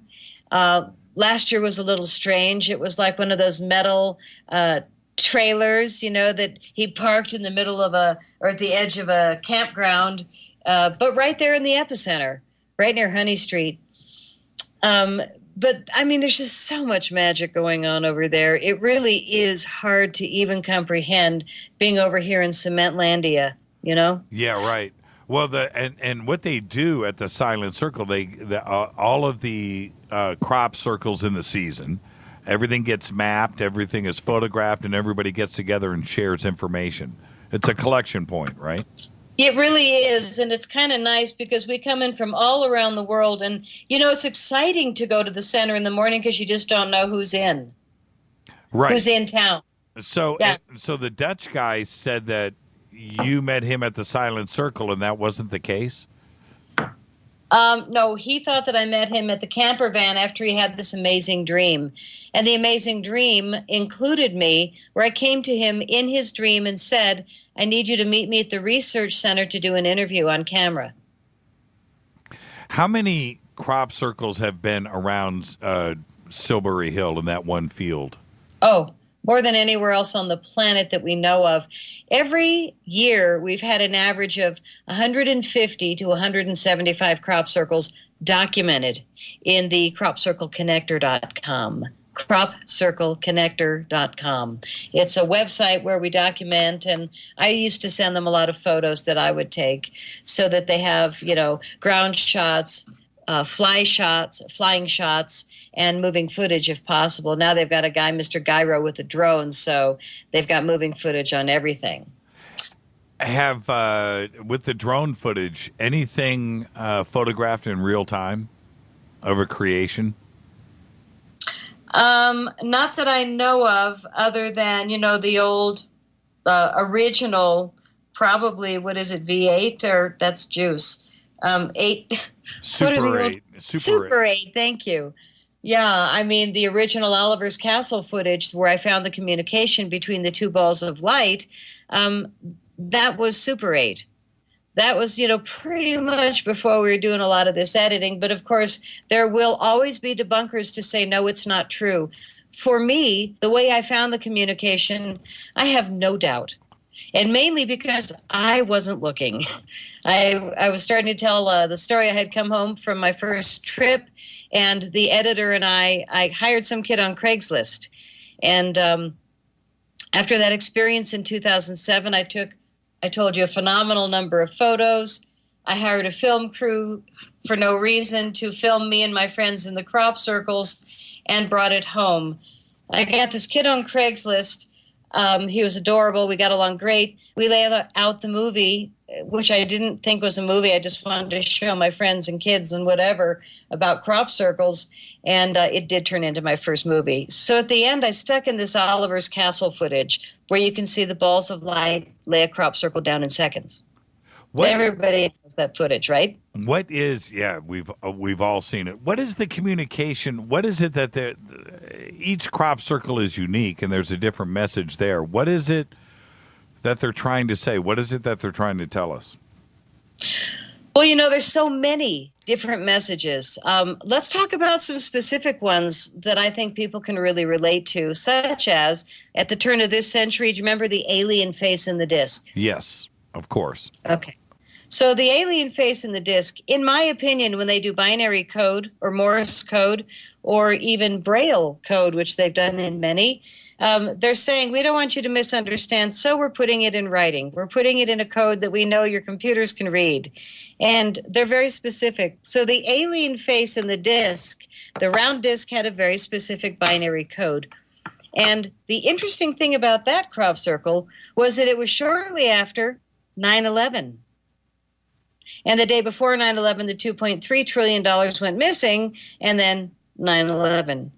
So the crop circle season after that threw down the alien face in the disc, and the deciphered message was this. And I think this correlates. Beware the bearers of false gifts and their broken promises. Much pain, but still time. Believe there is good out there. We oppose deception. Conduit closing. Yeah, interesting message. I've read it so many times. I think it related to 9/11 and all that and all this that we're still tolerating today. And interestingly enough, 2009, totally freak crop circle season. It was all pictograms. There were no codes. There was no mathematics.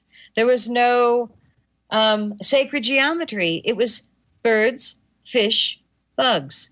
And it was ancient ones. We had the Orthoceras, ancient sea creature. We had the scarab, ancient beetle. Do you remember the dragonfly crop circle with the veins in the wings? Yes. Oh my God. I mean, seriously, debunking is such a waste of energy when we're being shown so much information. So the whole summer we had hummingbird, thunderbird, phoenix rising, sparrows. We had the owl, and then the fish. We had a 1,500-foot long, 3 or 4 acre octopus, and then a squid. And if you could see the work on the ground, they were freaking braided and woven, and oh my God, everything but jeweled.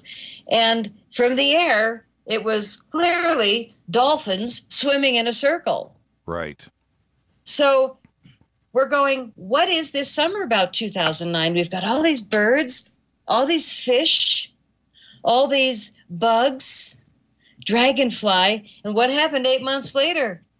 The BP oil spill murdered millions of birds, fish, bugs, murdered them. Still is today. Was it a warning? I kind of think so. Why? But why England? There are crop circles all around the world, but why England? Well, you remember we talked about the sacred sites and the aquifer water. Silbury Hill, Stonehenge. There are more burial mounds and henges that they've done ritual at for thousands of years, and stone circles all over the place, ancient churches, all kinds of sacred sites. And at the end of the summer, at the research center, the Silent Circle, we've got the map of ley lines of this whole area. And when we put a red push pin on every location where there is a crop circle, GPS, so I mean, we nail it, they're always sitting over a sacred site. They're always sitting over a ley line between two sacred sites. So why this area? Why this gorgeous canvas? Why drop their sticky notes here? Well, when you've got an area with that high of a frequency, that many druid people, I mean, it's a really different way to live over there. I'm in Boulder, Colorado, where people have really clean cars and a lot of BMWs and, new clothes every season. And in England, man, it is druid. They're out in their gardens. They're loving the land. They're farming the earth. They're speaking to the trees. I mean, I have filmed so many amazing people over there that I wouldn't find here. When you go, what does the government over there in England, in the UK, understand about what's going on? They're certainly aware, and we'll talk about helicopters here in a second. But what do they know? They know that they can't stop it. They know they can't explain it, and they know that they can't prevent it from happening while they sleep. That's what they know. And it's really interesting because the people that are speaking on the news, showing up for BBS, on a lot of the few TV shows that talk about UFOs, it's really not about supporting the truth. It's about supporting the lie. And I think it's great because I'm off the grid. I don't have TV. I don't listen to radio. I am just on the internet, all day long. But I really kind of have a different life than most people, which is I'm not a part of the system anymore. Most of what I'm about. And it's been since having this experience with the circle makers. And that's just a term that I call them. I've never seen what they look like. I don't know what planet they're from, but I do know that where they took me. And I know that it was a place where I learned a lot really quickly. So the thing about what I said earlier about being open to the communications is that that's the difference between one person or the next listening to this radio show. The people that are choosing to be skeptics are going to go outside with their hands on their hips and go, what? What do you see?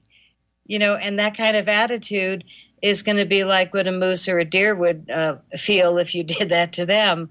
But if you go outside in awe and wonder, authentic, really wanting to interact night after night, I really believe that most people are going to start having a lot more sightings and having some interactions.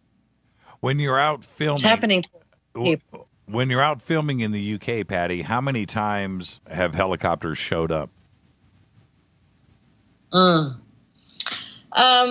Well, pretty much all the time they fly over. But the one time they really bothered me, they bothered me so much that I actually did not come back in 2009.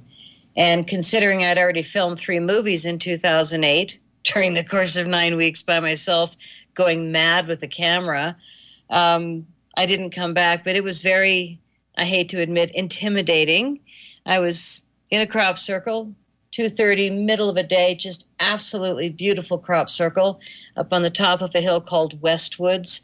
And it was interesting, perception is everything. Today I saw a picture of that crop circle on the internet and somebody called it a swastika. I took so many pictures from the air of that crop circle. I never thought of it as that.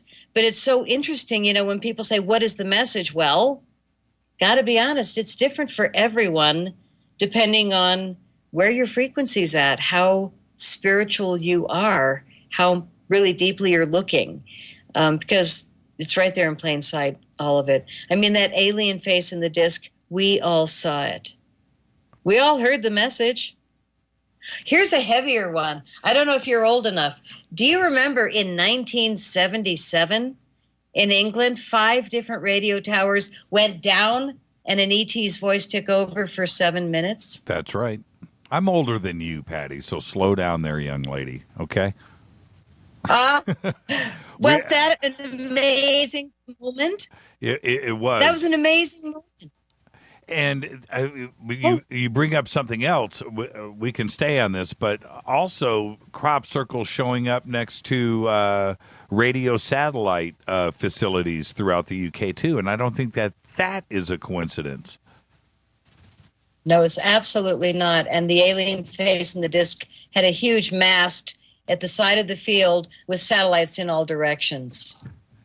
Yeah. You know that message? Yeah, go ahead. That message from 1977, if we played that now, we would creep the heck out of your audience. And that message is so mind-boggling. And I love it that you remember it, because all these things are in the back of our mind. We're just too distracted texting to even remember. But that message is very much like the alien face and the disc at the turn of the century. And that message hit me so heavy that I put the whole darn thing in my last movie, which is called The Shift Has Hit the Fan. And I made that movie last year. And it's really about looking at what's going on now with every aspect of reality and realizing there's a crop circle that told you about it. And then we have the DNA crop circle. We have a lot of DNA crop circles.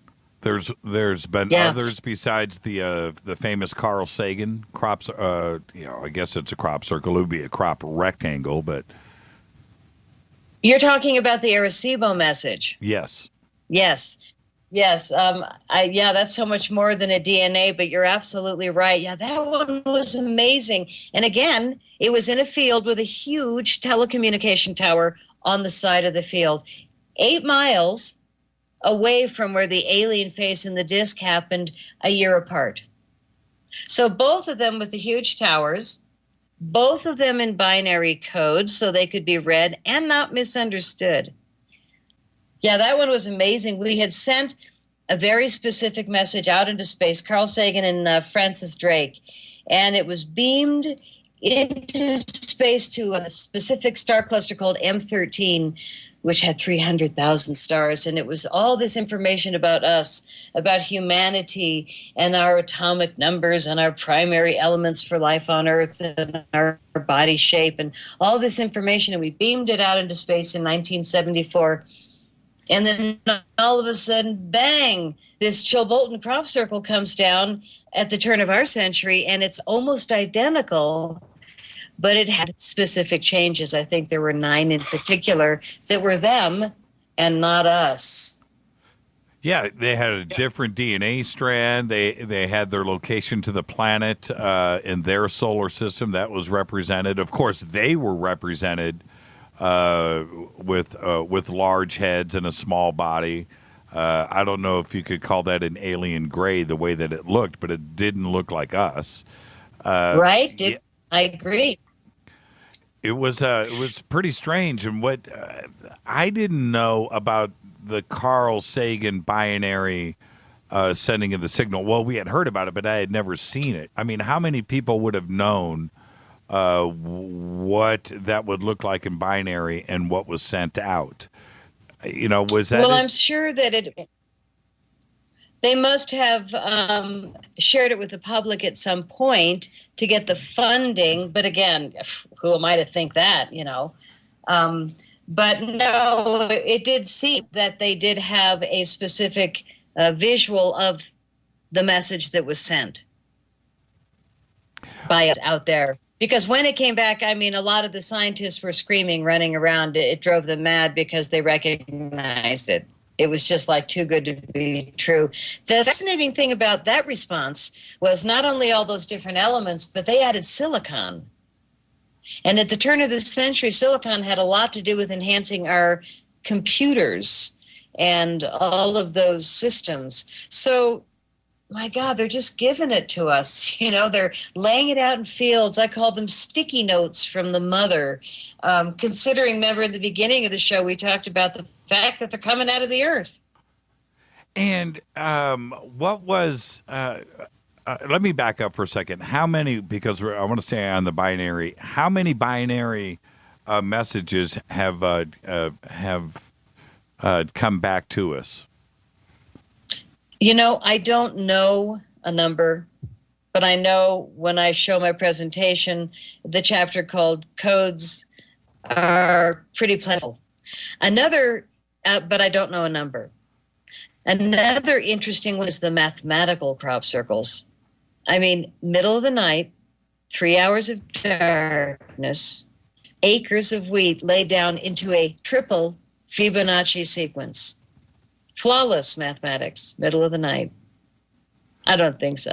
Not by humans. Well, and we're going to reset your audio here after this break. We'll be up against a break here in just a second, and we'll reset. But before we get to that, this is where I trip out.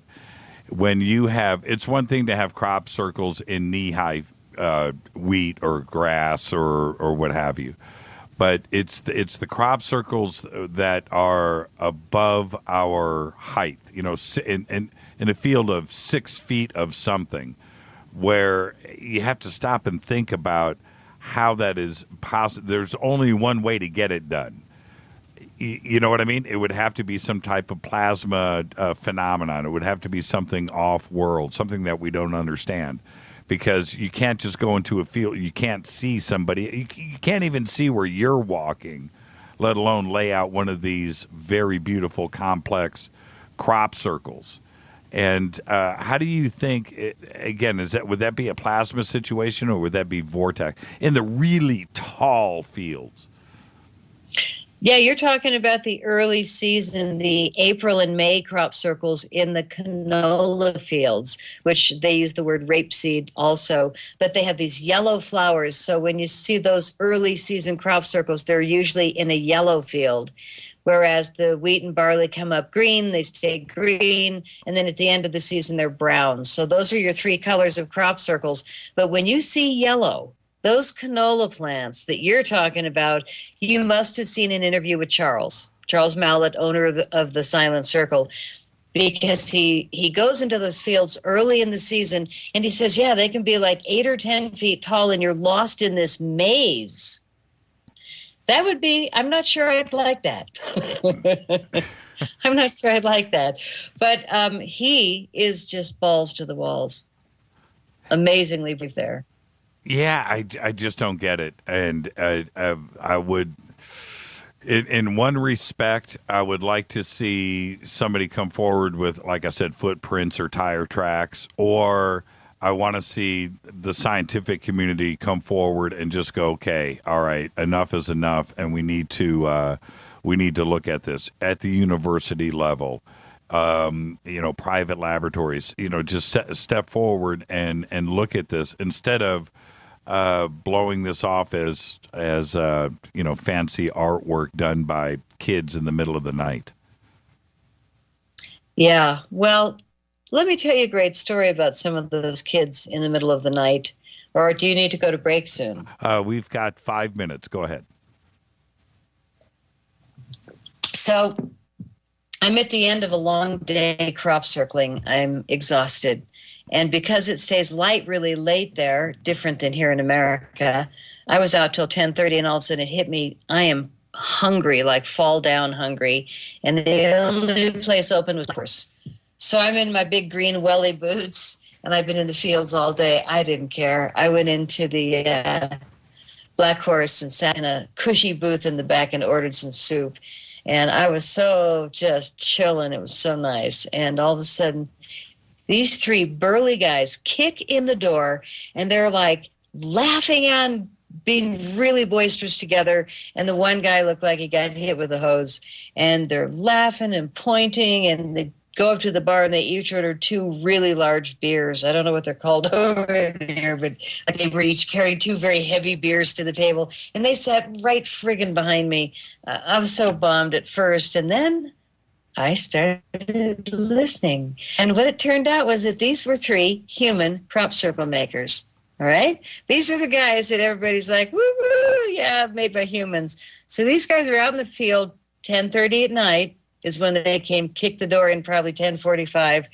And they were out there making a crop circle with their boards and ropes. And between them, through this plasma ball of light, a spinning vortex of plasma flew past them, right through them, and the 3 of them screamed like girls. One guy wet himself, and they ran to the car and drove to the pub. And that's when they sat down behind me. They were freaked out. So here's the circle makers. We're all like, yeah, BBC, yeah, I showed them. Well, here's really them sitting behind me at the Black Horse at 10:30, 11 at night. So they're drinking their beer, and they're just like really shook that they actually met a ball of light late at night in a crop circle, and it was saying something to them. And then they start drinking the second beer, and I'm thinking, this isn't half bad. I'm starting to feel better. Got my soup down, and the second beer goes down, and one of the guys goes, okay, this is going to sound weird, man. And I'm like leaning back in the booth next door, and he said, I could have sworn there was another team in the field when we were working. And the guy goes, his friend said, oh, what do you mean? He said, I could have sworn there was a guy in an overcoat with a hat and a shorter person next to him. And the guy goes, damn, I saw them too. I thought I was imagining it because it was so dark. And the third guy just about fell over and said, okay, that's it. I saw him. So here I am at the table next door going, well, here's a story for a nice big audience to know, yeah, there's humans out there making crop circles. And this is what happened to the 3 that sat behind me one night in crop circle land. And I really think that makes a huge statement there, which is, yeah, people are making them, but so what? Did you go and check out the crop circle that they attempted? I didn't even ask. It's funny. No, I didn't even ask. For me, when a new crop circle is reported, I always go. I mean, crawling tired, I go. And for me, when the hair doesn't stand up on my arm, which is pretty rare, that's my barometer. I don't even need my pendulum or other toys. I just hold out my arm, which I don't even have to hold it out. I can feel it. When you got goosebumps head to toe and you're just buzzy, you can feel it. And a lot of us can actually feel that enhanced electromagnetic energy about 10, 20 feet before we even arrive at the crop circle. Exactly. You're walking in these tractor lines, and all of a sudden it's like, ooh, feels good. Okay, listen, let's take that break, and we'll reset your audio. This is Fade to Black on the Game Changer Network. I'm your host, Jimmy Church. Tonight, Patty Greer is with us. We're talking crop circles all night on the Game Changer Network and KGRA The Planet. We'll be back right after this. Stay with us.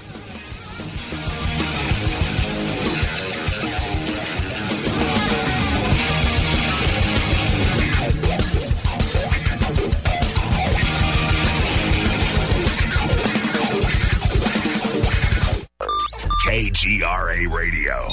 Intelligent talk. Are you a paranormal investigator, ghost hunter, or UFO skywatcher? If so, FNGinnovations.com has the product you definitely need in your investigations kit or go bag. Introducing the Morpholite Wide Beam Tactical Flashlights that put the light where you need it most. Traditional flashlights shine a focused round beam with limited line of sight in the dark. Morpholite Tactical Flashlights change all that, utilizing a revolutionary wide beam design to enable you to see safety hazards such as as hanging wires and steel, pipes, and holes in the floor you just can't see with a focused round beam. In the field, where safety is paramount, a 180-degree beam increases orientation and peripheral vision in the dark. Morpholite flashlights are ideal for investigations in abandoned facilities such as houses and hospitals, factories, caves, and tunnels. Avoid those low-hanging tree branches that poke your eyes in the woods. Visit fnginnovations.com to see a full line of tactical lights and accessories.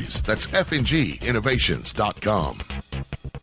Now you can find all your favorite talk radio shows live, all in one place at TalkStreamLive.com. Listen from anywhere, office, home, or in your car. Just go to TalkStreamLive.com and click on one of the many live talk show hosts you want to listen to. It's free and easy. No computer? Download the smartphone apps. Never miss your favorite talk show. Find them all at TalkStreamLive.com.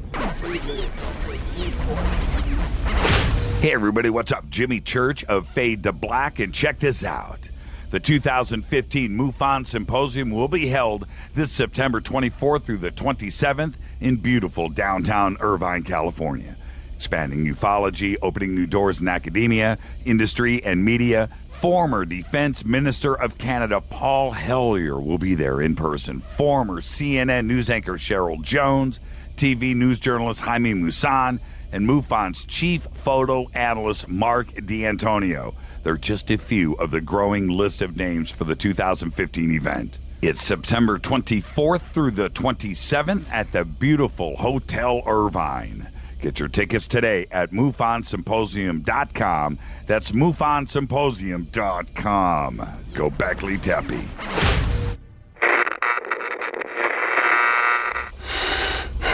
You want to know a secret? I love ponies. I really love ponies. I'm serious. I couldn't stay sane without ponies to brush. Why fade to black? Because you never got that pony, damn it. This is Fade to Black with Jimmy Church on the Game Changer Radio Network and KGRA, the Global Radio Alliance.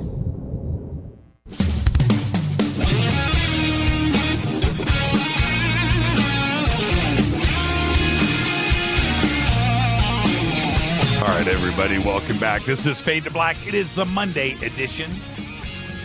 Today, Patty Greer is with us. Cropcircles. Tomorrow night, Mark Dice. Wednesday night, Stanton T. Friedman. And, of course, Thursday will be Fader night. I'm your host, Jimmy Church. All right. Hey, Patty, when you walk into a crop circle, do you know right away if it's from them or us? Remember I told you about the hair and the goosebumps? Yes. I know that it's not from us if I have my hair standing up on my arms. And my hairs are teeny, but you know when you've got goosebumps head to toe what that feels like. You notice if your little hairs are standing up. So for me, it's very apparent energetically. On the other hand, last year, I had a film crew with me, and we were in a crop circle. I was so excited to take Sasha Stone into his first crop circle and film him. Sasha Stone from the New Earth Nation. Do you know who he is? Yes. Amazing guy. He's in my movie, The Shift Has Hit the Fan. Doing amazing things for the world. I just want to say shout out to Sasha Stone, Foster Gamble. I mean, the people that are really doing these conscious communities to help really make a difference. You know, it's not easy work. This is the hardest thing I've ever done. Work-wise, financially, dumbest thing in the world. The UFO field is so suppressed. The money is so against us because they don't want the truth to get out. And crop circles, my gosh, we're even more evident than UFOs or alien beings because, you know, I mean, you can see the biophysical change and the elements that have been found in the center of crop circles, one of them being that iron ore we spoke about. So, you know, it's almost undeniable evidence left in crop circles. And when you think of something as huge and amazing as that alien face in the disc not being talked about, you got to really realize we got a problem here with the media. because we're wasting our time on carjackings and burglaries when we really could be talking about evolution and consciousness. And crop circles, that's all they do. Have anybody that you have worked with or currently, you mentioned Stephen Greer, that has had direct communication with ET because of the crop circles, and has that message of what the crop circle has been relayed via ET?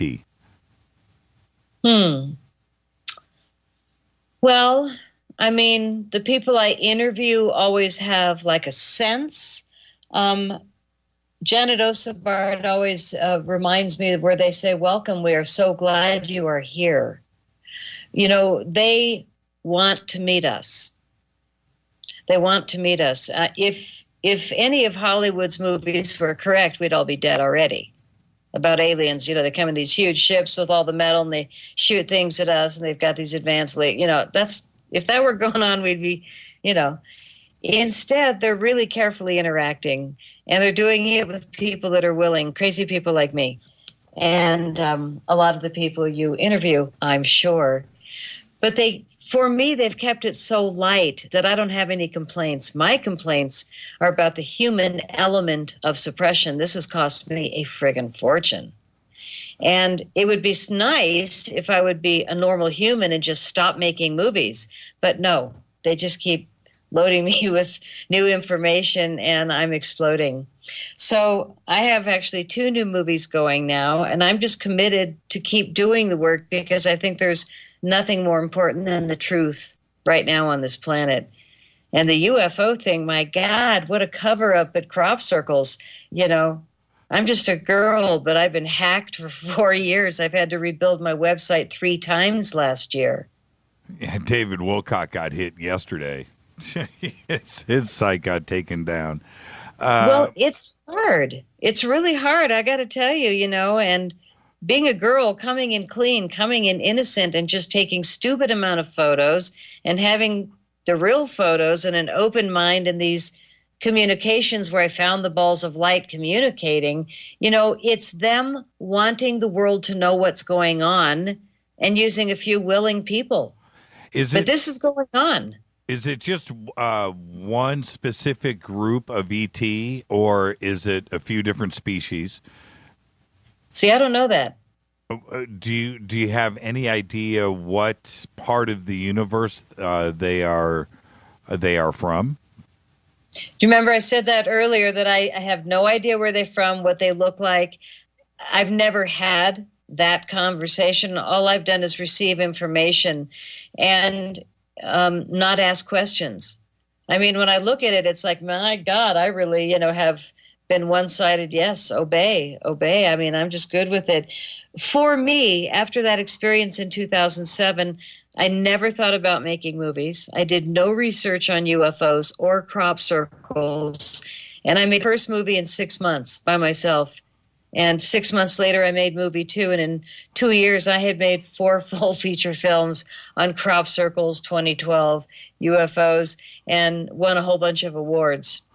So it's not like I'm all that brilliant. It's that they are stuffing us with data, if they trust us, to get out to the people.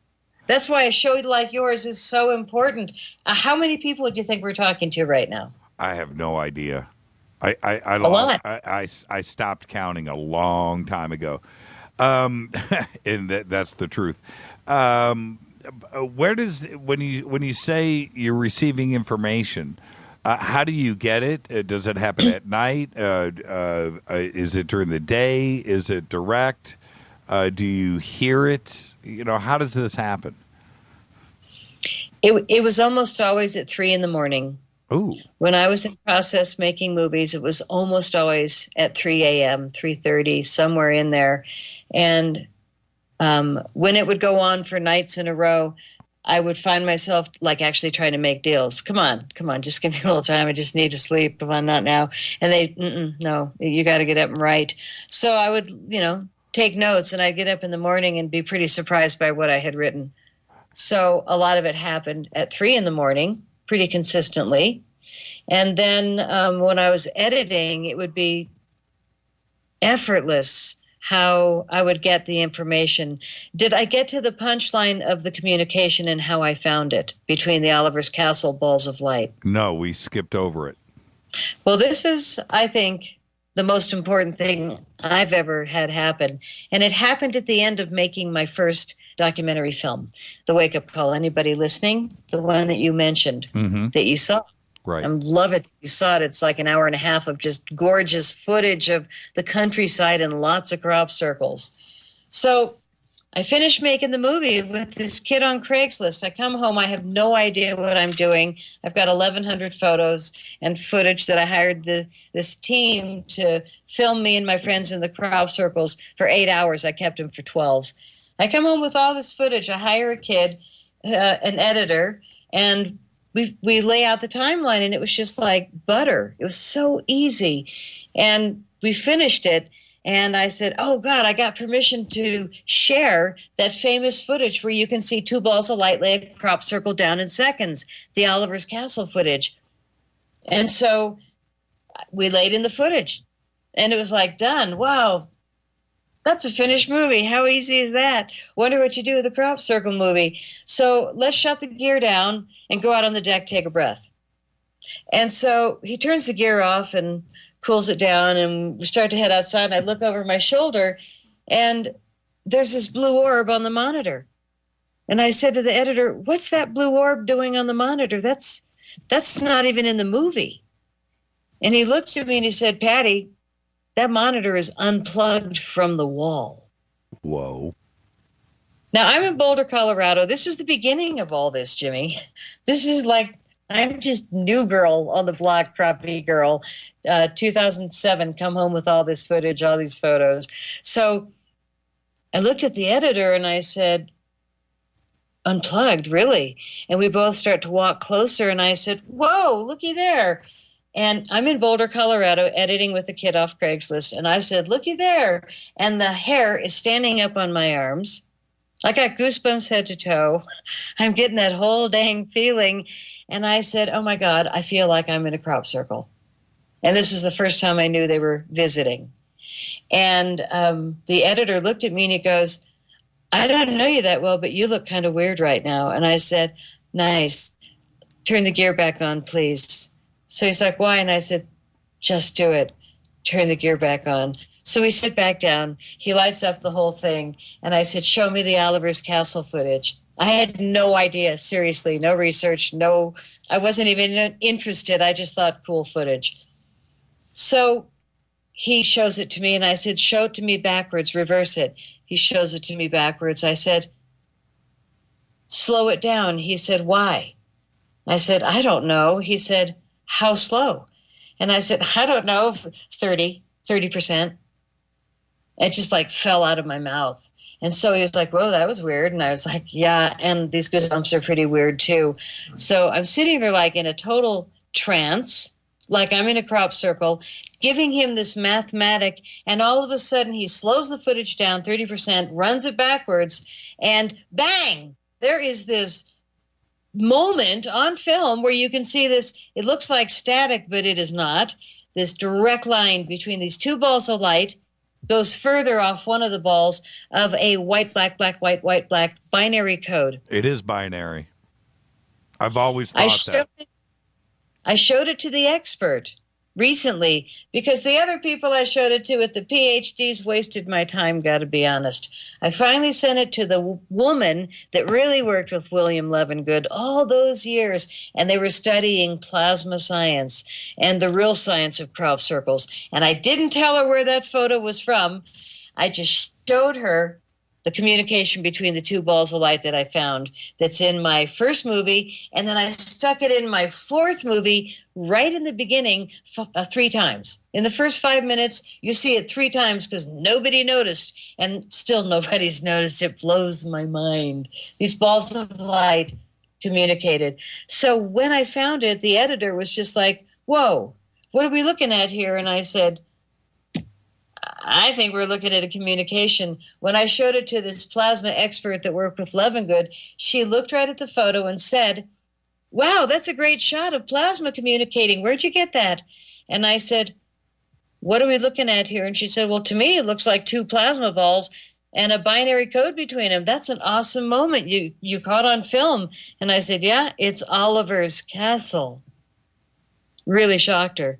I said, are you serious that you'll stand on your word that what you're looking at is a communication between two plasma balls of light? She said, absolutely. That's a great shot. So it was interesting that I knew intuitively. And luckily, she is the confirmation I needed.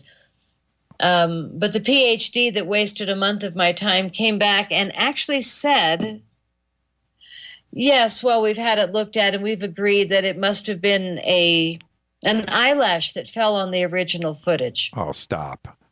Were you, yeah, right. To which I said, this is the guy that everybody recommended. To which I said, thank you for your time. I'm glad I didn't pay you. Bye-bye. Yeah, I got to go. Were you ever able to find somebody to decode that binary string? Well, I've got a guy working on it now. And the cool thing about speaking at these interesting gigs, I've been in Canada twice. I'm heading back up in 3 weeks to Calgary on the Modern Knowledge Tour with Nassim Haramein. But when I was speaking in Brantford, which is near Toronto last month, a man saw my presentation and came up and said, I used to decode binary and Braille and Morse code for the Canadian government for decades. I would love to help you. So I sent him a handful of things, and he went wicked. And I asked him to do that communication in particular. And, of course, he wanted a better, earlier version, which I can't get. But he also put in writing that it looked very clearly like a plasma communication. Yeah, it clearly goes in a straight line between the two. And you know what's funny, though, Patty? When you look at it, it happens at this, like, crucial moment. I swear, I'm not kidding. It looks like they're making a decision. Like a decision was made between the two balls. They changed directions, and that communication happens. It's like two fighter planes, two pilots talking, and they're out in formation, and they change, and they're talking to each other. Okay, let's go back, and that's what it looks like to me. Yeah. Well, and what an interesting way to find it, and to kind of drop that in my lap is like, nice bomb, thanks, guys. But the interesting thing is the world hasn't heard me. I've had 3 different movie distributors that have done nothing for me other than basically stick my movies in their freezer and get my rights. So it's been an interesting learning curve for me as an innocent person coming into the field with good intention to say, whoa, why would you guys want to hide all this? I mean, I'm not really a country girl from living in a tree, but it's sad. Because we have such a beautiful interaction here between the Earth, us, and ETs. And, if we could start to look at crop circles as a co-creation, a co-communication between the 3 of us, and start actually listening and deciphering the messages, we would really move into a lot more close communication and start to actually use these communications like the Carl Sagan. We sent a message out. They dropped it back in a crop circle. If and I ask nearly every guest this same question. If you're in court, right? You're in court and you are given the opportunity, you're Supreme Court, you're right there, Washington, D.C., and you're given the opportunity to push one piece of evidence to the center of the table about crop circles. What is that one piece of evidence? That line of communication, babe. Yeah, that's a good one. I think that's a huge one. Yeah. I mean, if in fact the only crop circle that people have seen laying down a crop circle in seconds, balls of light laying down a crop circle in seconds, and everybody's been told it's fake, go back to sleep, and all of a sudden They realized that those balls communicated and then laid the circle down. And then the third one went over and checked it. Yeah. And then if all of a sudden Patty Greer comes out with her 7th movie, which is coming up soon, which takes it a little further, to the fact that this is all very intentional communication. And this is like love letters to humanity. But if we realize that it's coming from the earth, through water, through the aquifer, and it's affecting the water. So the message is actually initially coming from the mother, going through water. So it's a message for the water, comes out onto the earth. So we see it, we spread it. And then, of course, radio hides it, it goes away. But at least humanity sees it. And anybody or anything flying over or way up there looking down on Earth, Google satellites, are going to see the crop circle. So it's for all those out there, us here, inner Earth and water. It is, like you mentioned earlier, a really good call, a warning for us about our crops. And if you can imagine what the ETs must be thinking, I mean, all different species, why would humans be down there shooting each other and poisoning their food supply? I mean, I'm so ashamed I can't even imagine what they must be thinking. Why would we land? You guys are stupid. Oops. Well, for me, you know what I would do? My piece of evidence would be when that crop circle at Stonehenge popped up. Remember? So the tourists, the buses are coming every 40 minutes or whatever. Tourists pull up, then they split, and then the next round of tourists show up, and there's that huge, beautiful crop circle sitting there in the field, and nobody saw a thing. And middle of the day. Yep. The guards do the loop every 15 minutes. The pilot flew over 15 minutes, turned around, same route backward, and there was a crop circle. So they knew it happened within the course of 15 minutes. And that was a beautiful Fibonacci sequence in 1996. I do want to mention, because you've got so many wonderful listeners, that my new crop circle movie is in process now, and I've never done this before, but I'm running an Indiegogo funding drive because I want to make this movie amazing. I'm going to make it anyway. I actually started rolling footage today, but my hard drive's already half full. I've got unbelievable data. I mean, the 6 movies so far are really filled with a lot of advanced information about crop circles, but the new one is just out there, completely out there, all this stuff that we're talking about tonight, and the things that people would never realize go on. And everything is at pattygreer.net, right? The Indiegogo information. And it is. Oh, yes, absolutely. Okay. That's your website. I just clicked on it. Sorry about that, everybody. I just wanted to click over to pattygreer.net and see if the Indiegogo there. Jimmy.com. Well, I have 6 movies people can watch. And I also, when I did The Shift Has Hit the Fan, Stanton Friedman just went so far. We're actually buddies. We've had 3 gigs together in the last month. But I did a raw footage of Stanton and also Dr. David Martin, who just really exposed what's going on with the money system, which is pretty much coming out to all of us now. But, they used to call us conspiracy theorists. And really what that means now is people who knew years before the public did, right? That's right. That's right. It's not like we're the bad people. It's just we kind of knew a little early. You too. Half your audience, if not all of them. Well, that's the beauty of, and you said it earlier, you tune out as far as television goes and radio, but you're on the internet, and the internet is one thing. Well, it's supposed to be that the one thing that the man can't control now. And freedom of information is just there. And all of those people out there that have had questions, before we'd have to go to the library. And what was the Dewey Decimal System? That was our internet. If you think about it. Right. That was our browser was pulling open one of those wooden drawers and going through cards. And pulling out books. Well, it's not that kind of party anymore.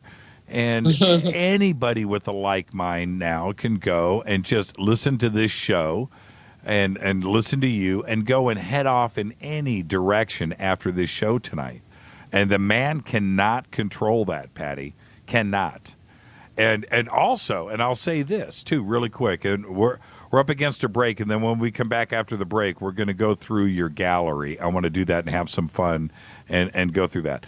But another thing that you are able to do today is you, Patty Greer, is able to get a camera, have software, be able to edit and assemble a movie that before you would have to go to somebody for approval of the film. You would have to go to somebody's office and sit across a desk and say, "Can I make this film?"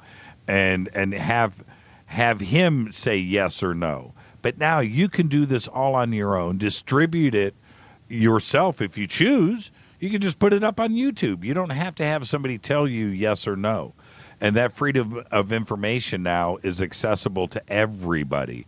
And just as long as you have a message, you can get it done. You don't have to have somebody tell you no. The internet and today is a wonderful thing, Patty, and that's why you are able to get the message out. Go to Indiegogo, get on this show, and get the information out about very important subjects that used to be conspiracy in the fringe, and today we're finding out that it's not. This is everyday life. Yep. Yeah, and the more people that wake up, the sooner we're going to be able to end this bizarre war on consciousness. I mean, we're up against a really fine line of strange activity. And I'm in a town called Boulder, Colorado. Actually, I don't live in town. I'm above it. But Boulder is the test city, like a science project for the smart grid. Really bad news. I mean, I drive down there. I can hear the electricity in the air. It's awful. Well, and Boulder used to be a beautiful mountain town, but, oh, God. I mean, things are changing. So we need to get on it. We need to wake people up to start saying no to things like non-labeling GMOs. How did they pass that? Like, what? You know, the Congress last week? Yes. Well, you know, of all the places, France is now on the forefront of all of this. It's kind of amazing what they're doing with Monsanto over there. But you mentioned something earlier that, you know, was always the conspiracy people that would ask the right questions first. And all you have to look at is throughout history. Look at JFK. That was supposed to have been open and closed. Look at Roswell. Roswell was supposed to have been closed. And look at Kenneth Arnold and look at Rendlesham and Cropcircles and ghosts and the afterlife. And all of these subjects were so taboo that today now they're discussed openly and at other dimensions. And now look at where string theorists are today. And this is all part of discussing what was supposed to be not real and not part of our society. And today it's openly discussed. It's openly discussed, but it's difficult to fund. I got to tell you, I've been really surprised at how scared people are to even raise their hand in a room to say, yes, I've had contact, you know? I mean, it's still people are very shy because it's not socially acceptable. And then there's the people who are like, heck yeah, thank God it's happening. Now I've got somewhere I can go and talk about it. Well, you know. And those are the people support projects like mine and stations, you know, and all the proactive activity going on. If you stop and think about it for a second, Patty, think about this GMO movement. Not only GMO, but well, let's just stay there for a second. This movement has caught on to the point where fast food chains are responding, and General Mills is responding, and all of where they have to respond because the criticism and the awareness has been brought to a level. We never challenged the man before.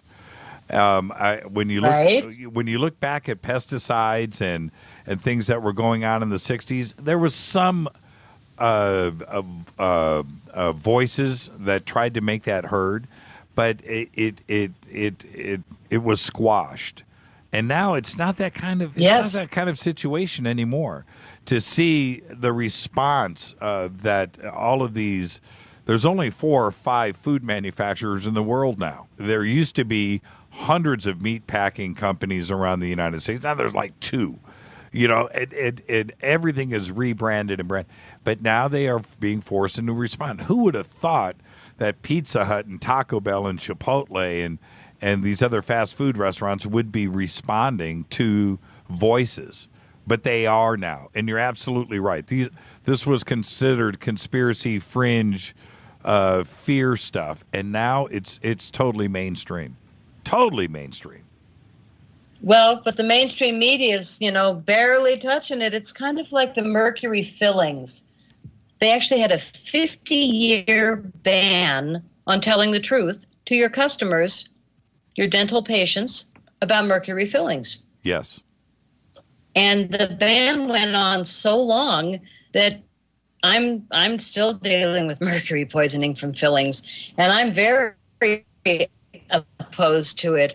But the fact that they had to lie about it or they'd lose their license for 50 years is appalling. And the fact that that ban ended 2 years ago, it might even be 3 or 4 now, but the ban ended in the courts where now doctors and dentists can tell the truth. They can help you with your mercury poisoning. But the truth is they won't, because they've been lying so long that they don't want everybody to say, oh my God, you've been, anyway, you know what I'm saying? It's kind of like a circle we're spinning in, and we have to get out. Yeah, I actually had a dentist, his name's JJ, many years ago, 20 years ago, sat me down in his chair and he goes, dude, I'm taking all this stuff out. He took all the stuff out that those bad dentists back in the 60s did to me. Let's take our last break. Let's come back and talk about your gallery that we have up at jimmychurchradio.com. You can go there now. If you're there at jimmychurchradio.com, just scroll down and you'll see Patty, and you'll see 9 images that we're going to discuss when we come back. Stay with us, Patty. I'm Jimmy Church, and this is Fade to Black on the Game Changer Network and KGRA The Planet. Back right after this.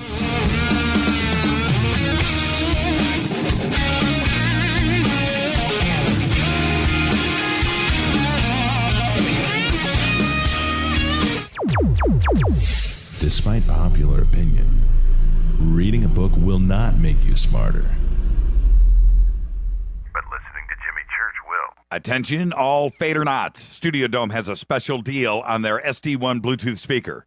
Just go to jimmychurchradio.com, click on their banner, enter the promo code Jimmy, and you get $40 off and free shipping on the SD1. It's voice activated, comes with a USB antenna, cables, and a carry bag. Never listen to your phone, tablet, or laptop speakers ever again. It's the only way to listen to Fade to Black. That's jimmychurchradio.com, Studio Dome banner, promo code Jimmy.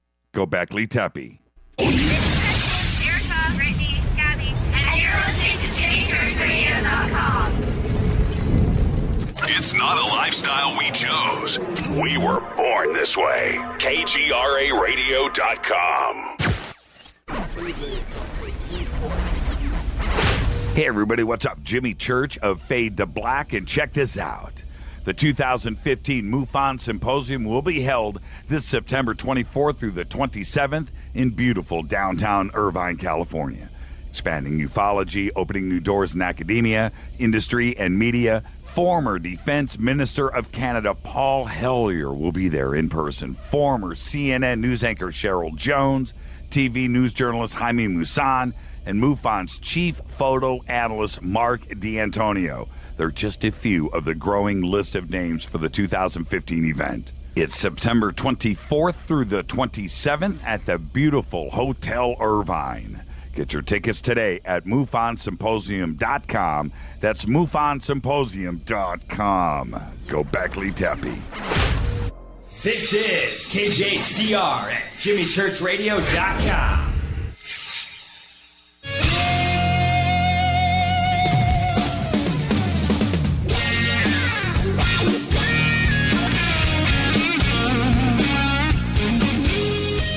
All right, everybody, welcome back. Fade to Black. I'm your host, Jimmy Church. Tonight, Patty Greer is with us. Tomorrow night, Mark Dice will be right here on Fade to Black. And Wednesday, Stanton T. Friedman. And, of course, Thursday night will be Fader night. Patty, let's have some fun. We can relax a little bit now. And let's talk about your gallery here. Let's go to picture number 1. And you're standing, picture number 1. You're standing on a hill, and behind you, and what is this picture? I just hiked up to get a good bird's eye view of the crop circle, met somebody up there and asked him to take my photo. But you can see I've got those green wellies on, those boots I was talking about, which absolutely killed my feet because I did miles a day and they had no support. But yeah, I hiked pretty far to get that shot. And, because otherwise you have to fly in the microlights, and that's pretty expensive. The one to the right of it is my typical position, laying down in a crop circle. Hold on. I'm not letting you get off that easy. What's the crop circle in the background? And it looks really big, too. Oh, it was big. It was like a sacred mandala. It was sacred geometry. It was probably 3-4 acres, and it had a variety of different shapes in it. Kind of like a snowflake in a circle, but lots of different elements. Where was this located? In England, southern England. Southern England, in Wiltshire, and it was 2010. 2010. You look great in that picture, by the way. Okay, let's go to the next one. Thank you. Let's go to the next one. Actually, that picture was on the cover of UFO magazine. Oh, was it? Okay. Yeah. I was really lovely. I sent them like half a dozen photos, and they were like, no contest. They liked that one. And I thought it was Did you get the guy's or person's name that took the picture? Did you get a photo credit? I had to take the credit myself because I just handed my camera to some random person that I'd never met or probably will never see again. That's what I figured. That's why I asked. Okay, so the next one. Where is this crop circle? The one where you're laying at the center? Oh boy, that was in West Kennet. Actually, I quite remember. Very interesting formation, and it was super buzzy. And I just went right in, laid down in the center, and a friend showed up, and I said, "I can't talk, but can you just take a couple shots?" But yeah, I mean, look at the tufts behind my feet. Yeah. And from the air, it's just like dot, dot, dot, dot, dot. But from the ground, it's those interesting round tufts. When I look at this, what do you suspect? Do you think when these are formed, do they start at the center? Do you think the plasma ball starts at that exact center and then works their way out? I think so. I think they swirl down from the center. But when you've got a formation with 409 circles, I mean, I wish I'd seen that one happen. Right. Yeah, where do they start? Yeah, where's the reference point? Yeah. Well, we did see, like I said, I have 2 footages that I'm watching that are laying down simple formations. But those huge ones, yeah, you got to really wonder. And those tufts at your feet in this one, that almost looks like it could be binary. Was there a message in this one? No, they were a swirl of dots. It was an interesting formation. I looked at it. I didn't come up with an answer for it. It was like an oval shape with these weird dots in it. But again, somebody else will go, "Oh my God, that's Pluto," and those are the, it's like.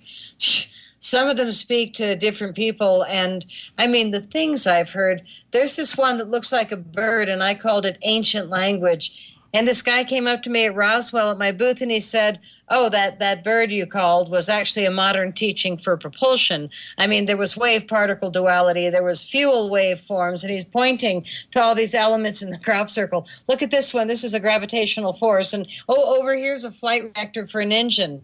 I'm just like, wow, whatever it is, you're going to see something in a crop circle that somebody else probably won't.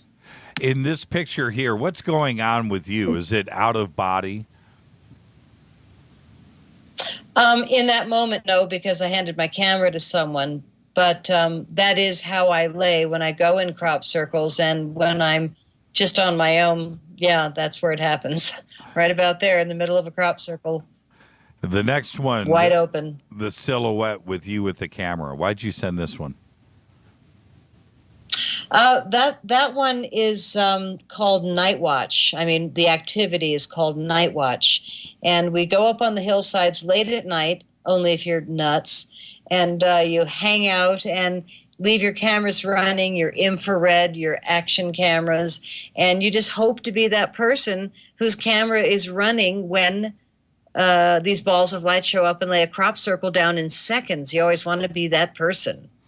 And so I was doing a night watch then, and I, with my snapshot camera, I got the balls of light coming in, not the big one.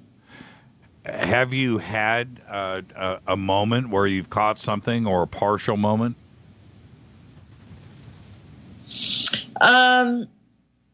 Yes. Would you tell me? Yeah. Would you tell me if you did? Yeah, in that movie that you saw, Crop Circle Update. No, it's called The Wake Up Call. Anybody listening? My first movie. When I was filming Paulden Jenkins, I was running the camera on him in a crop circle, and as he's speaking, twice, a shadow being goes right behind him. And there's no physical way it could have been anybody or anything. It was a shadow being, and I caught it right there on camera. And it's in the first movie, and I don't even mention it. But I'm glad you pointed it out. I should really screenshot those because it's amazing. And I do capture incredible orb photos. And again, so many people do. What's that about? Why is he doing it and she's not? And they're standing next to each other. It's that openness thing. It's that willingness piece that they really feel intuitively. It's so interesting. Sometimes I'll be taking photos and then I'll say, wait a minute, let me take it again. And I'll close my eyes and go in and actually call in whoever's in the room, whatever ET, and ask them to show up. And then I'll take the same shot, standing in the same place with the same person or people, and I'll get orbs. Why? So it's about attention. Are they usually orange or red? It seems like they are, but I'm going to ask you. You're the expert. Well, I don't know if I'm an expert, but I've certainly looked at a lot of them. And in my humble opinion, the woman with, I think, the most impeccable collection of orbs in all colors, in all shapes and sizes in the world is Yvonne Schuler in Australia. And she is half of my movie called Orbs and Light Beings. First, I did those 4 stories we talked about earlier, and then the second half of the movie is just her and her photos. This woman has taken more than 800,000 photos of orbs, every color, every shape and size. There's this span of time when there was the big fires in Australia, remember a couple of years ago? Yep. You should see those orbs. They've got burned edges. Wow. Wow. Yeah. Wow. Energy, plasma energy moving through the sky with burned edges. And now I'm at picture number 4 with the 3 aliens. Is this in Roswell? That's at the Roswell UFO Museum. I'm a speaker there every year. And all the people are always taking photos of these fake aliens and spaceship that blows out this steam. And of course, what did I get? This huge friggin' orb in this photo, which I just love the photo. That's an incredible orb. As far as orbs go, that's truly remarkable. That is a remarkable orb. Yeah. It is. And I do get a lot of orbs. I actually sent Don Schmidt, the Roswell man. I really appreciate him. He's so straight up. When I take photos of him, there's 2 orbs that always show up. And because we're together at Roswell every year, and we did a gig in Canada last November together, I always take a shot of him. And there's always these 2 orbs. So finally one day I sat him down. I said, Don, do you have 2 relatives that are like, because look at these photos. So he said, wow, I do. I always feel, and he told me the two people. And I said, well, they're hanging. Just thought I'd tell you. So I was just in Roswell July 4th weekend every year. And I said to Don, let's do those orb photos. So think about those people. And from the difference of him not thinking about them or thinking about them, the orbs would show up or not. Hey, whoa. Go back and check all of the Don Schmidt pictures we have together. Let's see if there's any orbs in there. I've got a bunch of pictures of Don. That's interesting. I'm going to go back and look. The next shot of the orange. Yeah, go back and look. This is the communication shot. What is the picture number 5? I didn't send you the communication shot. No. It's on my website. It's on my website on the page. It's somewhere on the website, I'm sure. It's certainly in the 2 movies. And you can see the trailer, the movie trailer. I show it there, too, for Cropcircle Update, the wake-up call. It's in the first 5 minutes. So this is the ball of light with a doorway. And only if you can blow it up big enough, you can see that there's a doorway open in that ball of light. And that was with a 35-millimeter camera. How far away do you think this orb is? We have a whole series. How far away do you think this orb is? Well, see, I think there's a difference in density between orbs and balls of light. Now, as we look at these 2 photos, the ball of light with the doorway is deep orange. It's thick. It's dense. And then when you look at an orb, it's less dense. It's lighter, and you can see through it. That's the difference between, in my opinion, different frequencies of plasma, different thicknesses, densities. Yeah, this is orbs are much lighter density. And, this is incredible because of the, obviously, the black slice that goes through the orb, and then you see that little orange dot at the end of the cut into the orb. And I'm just wondering what that means, what that is. That's a pretty incredible picture. That's pretty incredible. Right? Yeah, I don't know what I'm looking at here. Well, what you're looking at is a ball of light over a crop circle that some light beings came out of. And then the way they left. How about that story where they spun and like the whirling dervishes? I mean, when he said it after she said it a few days earlier, that was it. My hands were thrown up. I was just like, damn, they really throw it at me. That was no coincidence. Yeah, it's a pretty incredible Two different people that had such incredible sightings. Wow. Yeah. Blow this up. Maybe those are 3 little alien beings looking out of a window. It's pretty incredible. The orange orb. Yeah, that's pretty interesting. I'm going to blow that one up later and take a closer. What's that? Oh, yeah. I sent you a big one. That one is from the movie Orbs and Light Beings. Now, the next... Yeah, that whole story. Now, the next... Those are bent and blown nodes. Yeah, and incredible. Did you take this shot yourself? I did. Pretty incredible. Yeah, and we collect them. I've got little vases around the house with little wheat heads from the center of all these crop circles. And before I knew they were spraying them, oh God, I would sit in the middle of the crop circle and eat the raw wheat. Hopefully before they sprayed. But it was so sweet. And I felt like it was like, vitamin juju. So I'd be nibbling on the raw wheat in the center of the crop circles. And then I brought a few home from each formation. So that's what they look like, when they are not broken by boards and ropes. Now, picture number 7, the aerial shot of the crop circle. And, okay, explain all of the elements here. The circle above the crop circle, that is obviously some kind of ancient fort like Camelot. What is that in the background? That's the Avebury stone circle. Oh, that's the Avebury. And the field, that's Avebury. And you can't see the stones, but it is the largest stone circle in all of Europe. We think Stonehenge is, but Stonehenge is not as big as Avebury. And then here we have, that's an incredible crop circle. Well, what we have is actually two crop circles, two different phases. What's interesting is that I spent more time in this crop circle than any of them that year. And that was, I think, 2008. I was in this, and it was just the one that's got the white lines coming out of it. Uh-huh.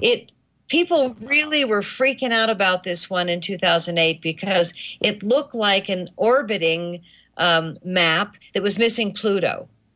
And everybody was saying Pluto's missing and Nibiru is, so it was the whole Nibiru story and Pluto missing. And so because I was one of the few people that flew over with cameras, I was very generous with my footage with a lot of people that were winging out over the story. But I guess the story must have been pretty interesting because all of a sudden the next day, the farmer had either decided to or been told to plowed these three big white lines through the center of the formation, destroying it visibly so that we wouldn't fly over and take more photos. Luckily, I had taken really nice ones, the first day. And that's, we have to fly like immediately when crop circles happen because the farmers are mowing them out. So the interesting thing was the farmer did damage to the crop circle, but the very next day, the circle makers just spit all those other little patterns in the field and nailed the farmer's field even further. So for me, at first I looked and I went, oh, those are squiggles. Those are just humans came. And then I got in the formation. It was like, no friggin' way. They were incredible. I mean, the lay of the wheat, each little squiggle had different elements of lay of wheat. It was remarkable. And basically it was the circle makers saying to the farmer, yeah, you want some of this? Bang, and they hit him again. I thought that was really an interesting response. What's the element with the two circles with the curved line that connects them? The one that's at like 11 o'clock. Put on my reading glasses. Oh, well. They were, I think, in the crop circle. When I was in there, it looked like each one was like a different planet. And each one had different elements that represented a different planet. Yeah, there's something about... So they were independent. Yeah, there's something about that squiggly line, the curved line that connects the two. Yeah, and, stars. Yeah, that's pretty incredible. That's a pretty incredible crop circle. Okay, let's go to the next one before we run out. Well, I have the creepiest story of all my stories about that crop circle, which was I came in at twilight when before the farmer had mowed it out. I came in the day it was delivered. I was just so drawn to it, flew over, took great photos. And then my friend said, let's go in at twilight. So we go in at like 8:30 or 9 at night. Maybe it's 9:30 or 10 because it gets dark late there. And I said, oh, look, shortcut. Let's go in that way. And she goes, nope, I'm going in the main way, the farmer's way. So I go in this back way to the crop circle, and I all of a sudden got to the center, and I was standing there, and it was dark, but I could just barely see in the twilight enough that I saw these big white dots all over my black lace skirt and my black crop circle T-shirt, and I had thongs on. So I'm looking at this lace skirt with all these white dots, like, what the heck did I walk through? And I'm starting to see the ones on my shirt that are heavy are starting to move up. They're moving. They're alive.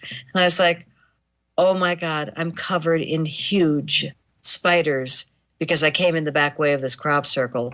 And I slowly pulled my skirt down. They were the size of tarantulas. They had huge black hairy legs and big, huge white hairy backs. Huge. Lots of them on my clothes because I'd walked through their web, I thought.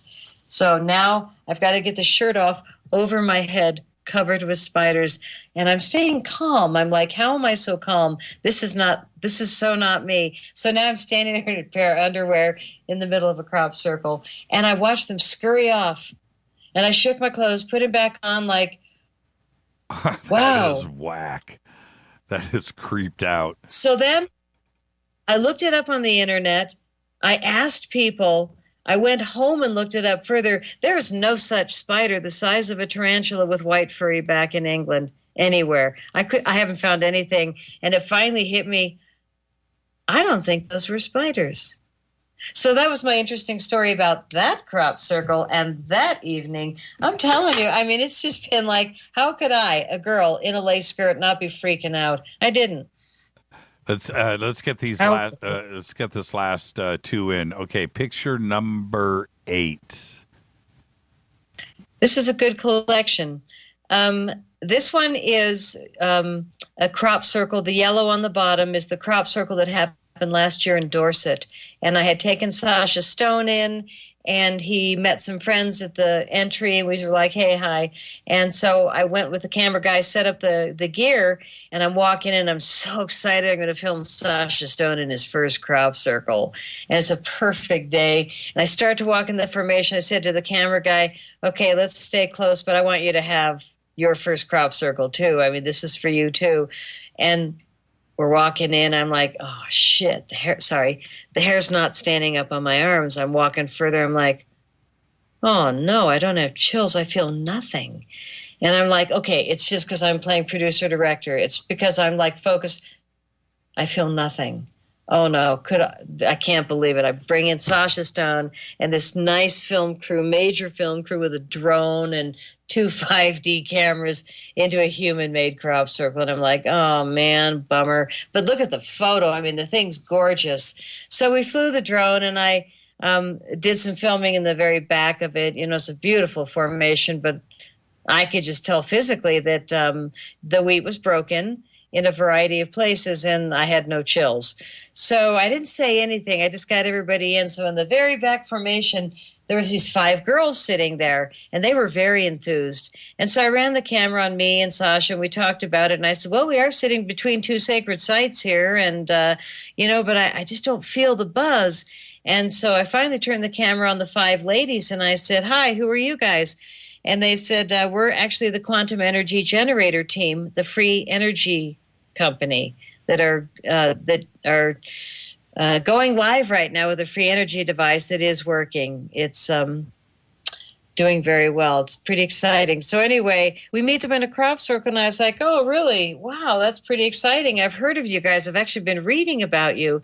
And the mom puts her hands up, and she goes, I don't want to be rude, but you did say on camera that you felt that this was human-made.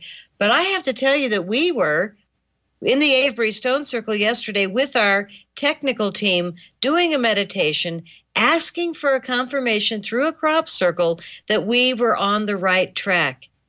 Now, I know you don't think the hair's standing up on your arms, Patty Greer, but I got to tell you, this is our crop circle, and we're claiming it. And look at the photo of their device next to it. I'm like, hands back. You know what? Humans are part of this equation. Remember we talked about it? Yeah. Coming out of the earth. But every now and then, it's humans setting intention, and then the crop circle is a response. Remember Carl Sagan? Yes. There it is. Yes. Yeah, so, incredible. There you go.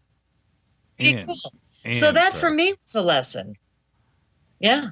And the last one, this is your movies and music collection. There you go. Picture number 9. That's everything. That's the shift. Crop circles, music too as well. Yeah, I did all the music for all the movies, and the movie I'm doing now actually has somebody else's music. But it's interesting that all of the movies have the same moment where the child says, it's not what you see, it's what you don't see. Which is what I said in that dream with the boyfriend in the beginning of all of this. Well, those lyrics ended up in a song called Autumn Glow, and those lyrics are in every friggin' movie because whoever these circle makers are, they also visited me in 2001 in those balls of light in my bedroom. And he got to see them just so that he would be able to reflect back to me what had happened. It shouldn't have taken me so many years to realize it wasn't his big gig, but also mine. And yeah, I mean, contact, man, it's fun, it's funny, it's unpredictable, but it really is about opening your arms up and saying, let's do this. Because if you don't, they don't.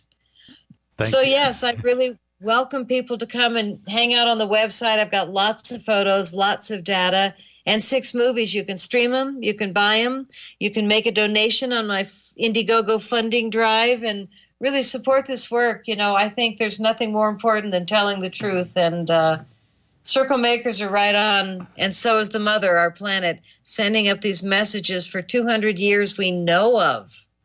Thank you so much, Pat. Thank you so much, Patty. I had just an absolute wonderful evening here on the show. Thank you so much. Well, thank you, Jimmy Church. Thank you so much, Patty Greer. Just go to pattygreer.net. The links are at jimmychurchradio.com. Easy enough to do. Go watch the videos, support Patty. And Patty, again, thank you so much. I had a great evening. Me too. And I'll talk to you soon. Thank you, Patty. Bye. There you go, Patty Greer. Oh, what a fantastic evening tonight. Just go to pattygreer.net. I'd like to thank Patty for coming on the show tonight. This is Fade to Black.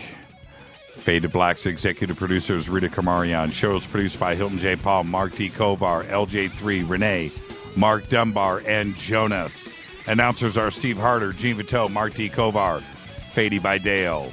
Webmaster is Method of Signaling. Music by Doug Aldridge. Intro by the one and only Space Boy. SpaceBoyMusic.com. Fade to Black is produced by KJCR for the Game Changer Network. Syndication is KGRA The Planet. Tomorrow night, Mark Dice right here on Fade to Black. I want everybody to be safe. See ya.